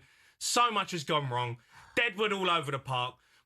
We have got to just completely change everything. Get rid of the Deadwood. Get rid of all these players who have been absolutely garbage. We've got the man in charge, Roberto De Zerbi. He is a top manager. Roberto De Zerbi will do things at this football club. Just let him have the reins and let him get on. But he's got to get rid of Richarlison, Moani, all of them. Get rid of them. They're crap. They're absolutely crap. And we find a way to do it. And I have to say a massive thanks to Aston Villa for not turning up on that day and gifting us 3 points. Because that's the one that kept us up. We're forever. Come on, the Spurs! Forever in debt. Come on! Jay, is there? I know the players are starting the place out for most of the season, but these lads here in the last 6 to 8 weeks, when they've needed to, they've also shown a little bit of fight, haven't they? Yeah, some of them. Some of them. Some of The them. reason we've stayed up is because of De Zerbi, not because of them. I couldn't. Right. Honestly, could you care less if you ever saw any of them ever again? No, I don't Couldn't care. care less. I would have a fire sale. Fire sale. Yeah. The whole squad. Anyone who wants out, gone. Get Go. rid. Yeah. Don't want to see any of them. But again, Jay, this comes from upstairs now. Oh, They've he's got to start go as making- well. Joanne Lange, get rid of him. What The first thing they should do after a full-time whistle is Announce sack it. him. Announce him. Sack him. Announce Vinay. Get rid of them. They should be first thing done tomorrow morning. Come on, son. Come on. Jay, how many receipts have you got to give? How many receipts have you got in the back pocket? Oh, I've got a few, mate. But you know what? It's embarrassing. Yeah, you can't celebrate too much. It's like, you want to celebrate, but It's relief, isn't it? it's embarrassing. It's actually embarrassing. But Jay, honestly, it was like, I know you haven't got to worry about it now. Mate, the phone in tonight with you and Cundy at 5:30. Yeah, I know. Like, if you got really, we were saying yesterday in the office, like, he could have broken numbers for talkSPORT record. You know what? I know you didn't I want don't care about the numbers. I did not care about. We've done enough numbers this year. All I just needed an easy afternoon, and now I can give it to Cundy and I can enjoy myself because we are up. I'm staying up. I'm off. Bye. Jay, see you Have at a 5. good See you at show. 6:30. 6:30. Abby. It wasn't pretty. You won't care. But my goodness me, Tottenham Hotspur will be in the Premier League next season. I have never in my whole life been so happy to see the end of a season. Oh my God. I feel like I can actually breathe for the first time. That having +9, +10 minutes at the end was actual torture. Like the last 20 minutes actually was. I was actually itching, couldn't sit still. And any normal team who didn't need to lose the game probably would have been far more confident and relaxed, being 1-0 up. Could have drawn the game, but just knowing what Spurs are like, knowing what they have put us through this season is it's an unthinkable thing for you. It's an unthinkable thing for you. I think how Jamie described it kind of made sense. Where it's like you're absolutely buzzing, but you don't want to be too happy. You're almost embarrassed that you're in this position. 100%. I'm not going to be sitting there celebrating that we've stayed up. We should never be in this situation before. No, but you had to do. You had to you win have to do today, it. Abby. And like I said, the only person and the only thing I will celebrate is actually that we have someone like De Zerbi. So now that we know that we will be staying up, I trust him to be able to get the best out of whatever he's got. I look forward to seeing what he can do with this Tottenham side. Hopefully we get rid of so many players. Like me and Jay just said, I couldn't care less who is still there. Honestly, I've got no affiliation to anyone, not one of those players. The ones that have been injured, like Kulusevski, Kudus, Maddison, I have affiliation and affection towards them. But in terms of the ones that I've watched week in, week out, I'm not interested. You can all go, not bothered. But it starts at the top. And I expect to see Monday morning, when they do their little sign, when they sack their managers, picture of the stadium, picture of the cockerel, I need to see tomorrow morning, corner flag, whatever it is, I need to see tomorrow morning that they have said they've parted ways with Vinay Venkatesham and Johan Lange. That has to be the first thing that happens. Is that realistic, Abby? Yeah, it is realistic. You think? I think it's it realistic. can happen? Well, if you were in any job and you had underperformed, I agree with you. And of course, they're not the sole reason. Enoch and Joe Lewis and Co and Daniel Levy, who still owns 33% of the football club, might I add, still have so much blood on their hands for what they've done. But the people that have been incompetent at their job, in those two in particular, sitting there and saying they didn't think there was anyone they could bring in. Anybody in the footballing world that they could bring in to help this Tottenham team who had been decimated in attacking areas in particular up until January, and then it got worse. You couldn't bring anyone in. it's a disgrace they're still in a job. But I expect to see that, and that is what should happen to this football club. I hope more than anything that this is a wake-up call for that board. You have stayed up by the skin of your teeth. If you don't want to be in this situation again, because now it's a pattern. Last season was 17th. This season was 17th. And you are very lucky. Very, very lucky. Because it wasn't looking like we were staying up. You know, the decisions you make have an impact. Bringing in Igor Tudor, not sacking Thomas Frank at the right time, or even, when you appointed Thomas Frank, even Ange to a point, and making it acceptable to lose 22 times. There is a pattern of play at Tottenham Hotspur which has always been inherently there. And it needs to change. And they need to start caring about what actually happens on this football pitch rather than just making money off of a concert and the Skywalk and sending out 10% off the club store. Who cares about that if your club is in the Championship, with all respect? So if they want to make profit, then actually have some glory on the pitch, because the 9th richest club in the world should never, ever, ever, ever, ever be in the situation that we've been put in as fans this season, charging the season ticket prices that they do, charging what it is to even just go to the stadium and have a beer. So I for one, I'm so happy to have a summer away from them. I need to just not look at them for a bit. It's really just not okay for what they've put us through this season. It's not okay. I mean, Spurs have stayed up. That's all I'm going to say. I'm just now looking at this, seeing us do really poorly, and just seeing the patterns emerging at Chelsea, which are similar to Spurs. Yeah, we'll come on to you in a second. Lee, do you think the future's bright for Spurs under Roberto De Zerbi? Do you think he is the right head coach to sort of lead them forward now next season? If Abby's speaking about things that need to happen off the pitch, but do you like De Zerbi as their gaffer? Yeah, I like him as the manager, but like I said earlier on, I don't think it comes down to the manager or the players. I think you need a root and branch look into what's going on behind that, because look at all the managers that have been at that club and all the different players that have been at that club. It can't be about them. It's got to be about... We keep saying how well Bournemouth and Brighton are run, etc. I know there's a lack of expectation there generally, and there's a massive expectation on Tottenham and on Chelsea and on other clubs. But give De Zerbi the chance to go in there and do a job. But, I mean, again, though, he's going to have a load of new players, presumably. He's going to get rid of players. Yeah, so who knows? I mean, you look at Chelsea as well. Chelsea are top 10 in the Premier League on goal difference. They're only top 10 for goal difference. 11 points away from Tottenham. Tottenham, who've been this disastrous team. Yeah. Chelsea are 11 points above them, which I know sounds a lot, but it's not really, is it? It's not. We have been awful since January. Awful. As much as people will talk about Maresca and the ownership have decided to put the tug on his back for their failings over the past 18 months, especially, talking about, well, he was obviously talking to City, he was talking to other clubs. Obviously, he was talking to other clubs because the guys that run the club don't have a clue what they're talking about. If a better opportunity comes up, which wouldn't be a problem under the previous ownership, because Chelsea was well run, we wouldn't be looking at the situation. Chelsea right now are looking like a combination of Spurs over the past couple of years, Arsenal with the young gun squad which went to Manchester City or Manchester United or whoever, Leeds' financial mismanagement, all of it is all over the place. Chelsea are in serious trouble right now. Go on, Lee. No, I was just going to say it, and then there's West Ham, who are like, who've been relegated. Well, Where do they go? They're in bad. That's a bad. They're going to lose some key players. The phone and show, for those watching on talkSPORT's YouTube channel on your smart TVs, is coming up at 6:30. It will be Jamie O'Hara and Jason Cundy in the studio, so of course they're going to start with the relegation battle. Let me just quickly dot the I's and cross the T's of what happened. Tottenham are staying up, beating Everton on the final day. The race for European football finishes with Aston Villa 4th, Liverpool 5th. So far, after me saying all that about Villa coming 5th, that doesn't even happen in the end, because they finished 4th, which means it's just the top 5 in Champions League football. Bournemouth 6th, Sunderland 7th. That's Europa League football. Brighton have finished 8th. Louis, Sunderland a few years ago were playing in League One. Yeah. Sunderland came up to the Premier League last season. They're playing in Europe next season, and it's not just the Conference League. Sunderland are Europa League. And when you look at the Premier League table, Arsenal win the league for the first time in 22 years. Carrick's done amazing well at Manchester United. Emery getting that trophy at Aston Villa. Bournemouth have finished 6th. You've got teams like Brighton and Brentford are probably much higher than maybe people thought. Certainly Brentford under Keith Andrews. Regis Lebris has taken them from the Championship to the Premier League, and he's then taking them into the Premier League and into Europe next season. I mean, I'm not being funny. That's one of the most remarkable, one of the most amazing seasons I've seen in a long, long time, a newly promoted team are in Europa League next season. What surprised me is how quiet it's been. Everyone talks about I agree with you. the beginning of the season. Oh, he looks really good. He's doing well. They obviously slowed down a little bit, but then realistically, the job he's done with some of these players as well. I mean, Luke Unai was at Wickham before he was at Sunderland. I think that's when Wickham were in League Two as well. You know, he's come all the way through, and he's been such a massive part of that team. I mean, the quality of coaching.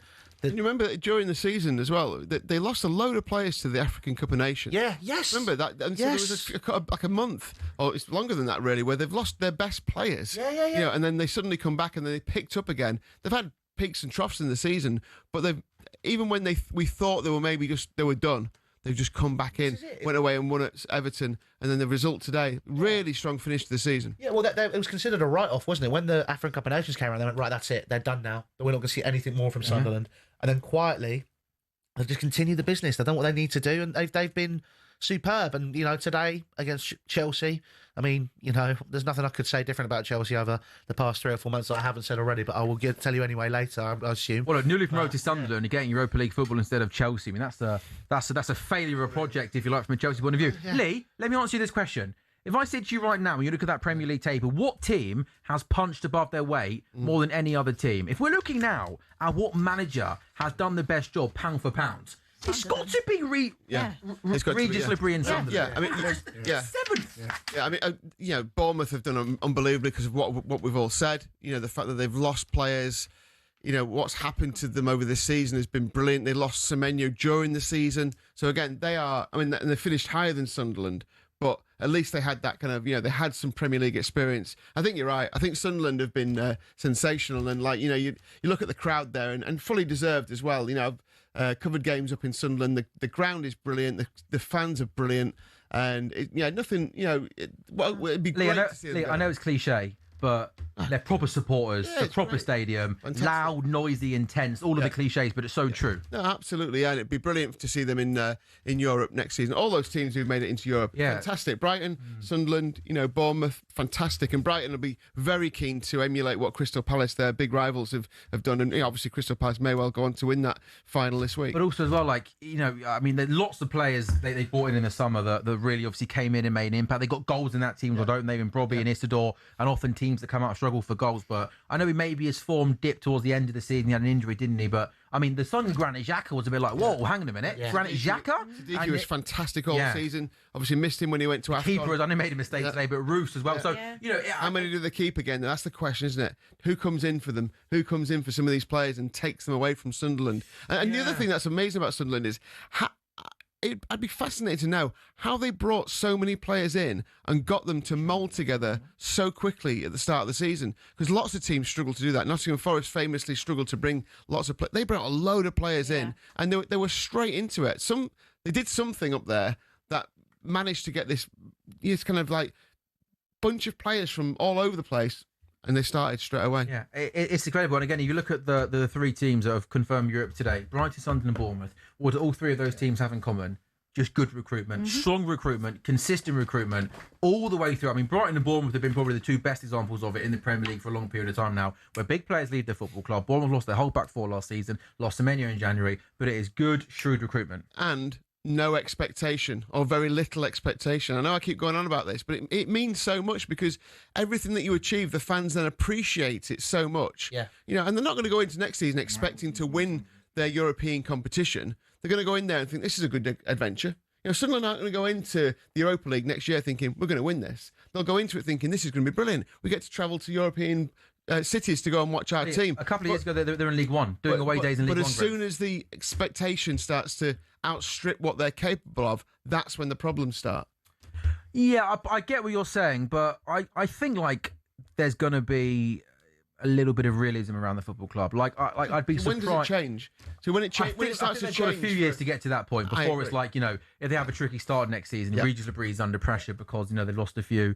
I've got some good news for everyone. Lee, are you excited for this? I've been reliably informed that we're allowing you around 90 seconds to 2 minutes to basically rant about Chelsea. Off you go. Well, 10th in the Premier League table. You're in the top half on goal difference. It's Chelsea embarrassing. Football Club. It's embarrassing. Chelsea as a club right now, you talk about expectations, Lee. Chelsea has an expectation that a certain deliverable, and it's not just talking about the culture, and I'm not talking about fan entitlement. I'm talking about £1.9 billion spent, and you cannot beat teams which have good recruitment and are the plucky underdogs. 1.9 billion spent. An awful, awful record when it comes to red cards and yellow cards. Mentality in the toilet. Standards in the toilet. Chelsea, overall this season, have been awful. And Callum McFarlane should never have been in the dugout in the first place. He doesn't have the coaching badges to do it. And that's down to Joe Shields and his kinetic sports connections and all these lads that love each other and look after each other. It's jobs for mates at Chelsea Football Club. That needs to change. Xabi Alonso comes in, and I hope he gets given the opportunity to make a difference and do what needs to be done. Because I tell you what, if he doesn't get the opportunity, and we're getting all the briefs about self-reflection, and we're going to go for this player, but we're going to sign someone bang average, and all this stuff, and garbage and guff that comes out of the PR spouts at Chelsea, and it comes out into the papers, or it goes to whoever it is, it needs to stop. Chelsea, you need to shut up in the summer, go and get the job done. It is as simple as that. If you're going to go and sign a player, you're going to need to go and do it properly. If Xabi Alonso's come in and that is a statement of intent, follow it up with signings of serious players. I'm talking quality experience. I'm not talking about some 12-year-old from Brazil who's got great potential. I'm not talking about another market opportunity. Go and get somebody who's going to help him do his job and get even better. Because this season, it's been embarrassing. It's been embarrassing. It's probably been worse than the Potter season. And it's just overall just an absolute mess. They cannot say this project has been successful. They can't. They can't give themselves a pat on the back about Xabi Alonso because that's them admitting they were wrong. Go and find a deliverable. Go and get the job done. Change his tact and this absolute rubbish. And that's it. I've had enough of Chelsea this season. The season's done. I'm not even really that bothered about the World Cup. Just bring me Xabi Alonso, get the job done, and let's see what happens with Chelsea next season. And they need to back him properly in the market because that was embarrassing. Well, there we go. I think talkSPORT Goals is done. See you next season. No, we've got a couple of minutes left. Then we are handing over to the Sports Bar boys on the full-time phone-in show. Abby, maybe we'll leave the final 30 seconds to you then. Not the season we'd wanted, I'm sure, come the first day of the season. But hey, it wasn't pretty, but you got there. I'm exhausted. I feel it like so I didn't even support Spurs. I just feel like this season it's been exhausting for all of us. Like, you've had a poor season, we've had a terrible season. You've only just got here, but yeah, you've had a bad season. Got knocked out. Grimsby, your best moment was in August, realistically, when you beat United. So what's mad is that Tottenham are the same price as Aston Villa to win the Premier League next season. Well, you've got to give him the keys to the Always kingdom. looking ahead, Leeds, to next Always season. looking Always ahead trying to get an odds in there, isn't he? I know. I don't really understand that. I miss you both over the summer. Well, we've got Champions League. Yeah. I don't know. Honestly, I just feel exhausted. I don't want to see them. I don't want to talk about them. Well, let's stop talking about it then. Let's just... Abby, well done. You stayed up. Louis, top man as always. Great broadcasting from you today. Lee, it's been an absolute pleasure this season with you. talkSPORT Goals is going to be back for one more show. Next weekend on Saturday, we are doing a Champions League final watch-along, so maybe we'll save our emotional goodbyes for next week, because it has Guard of honour for you next week. Huh? Yeah. Guard of honour for you next week. Yeah, guard of honour for you. Hopefully not for you. Hopefully you're coming back the season after. Next season then. Brighton, Conference League. Sunderland, Bournemouth, Europa League. Tottenham Hotspur are staying up. They will be in the Premier League next season. West Ham being relegated. Thanks so much for watching talkSPORT Goals throughout the season for our Premier League coverage. Back next season for the Champions League final. Up next, though, on talkSPORT's YouTube channel and on your smart TVs, O'Hara, Cundy, The Phone-In Show, 03717 223344. Let's go and get a drink. We're going to have to try and avoid the Arsenal fans. Good luck doing that. They're literally around the corner at Selhurst Park. See you next weekend.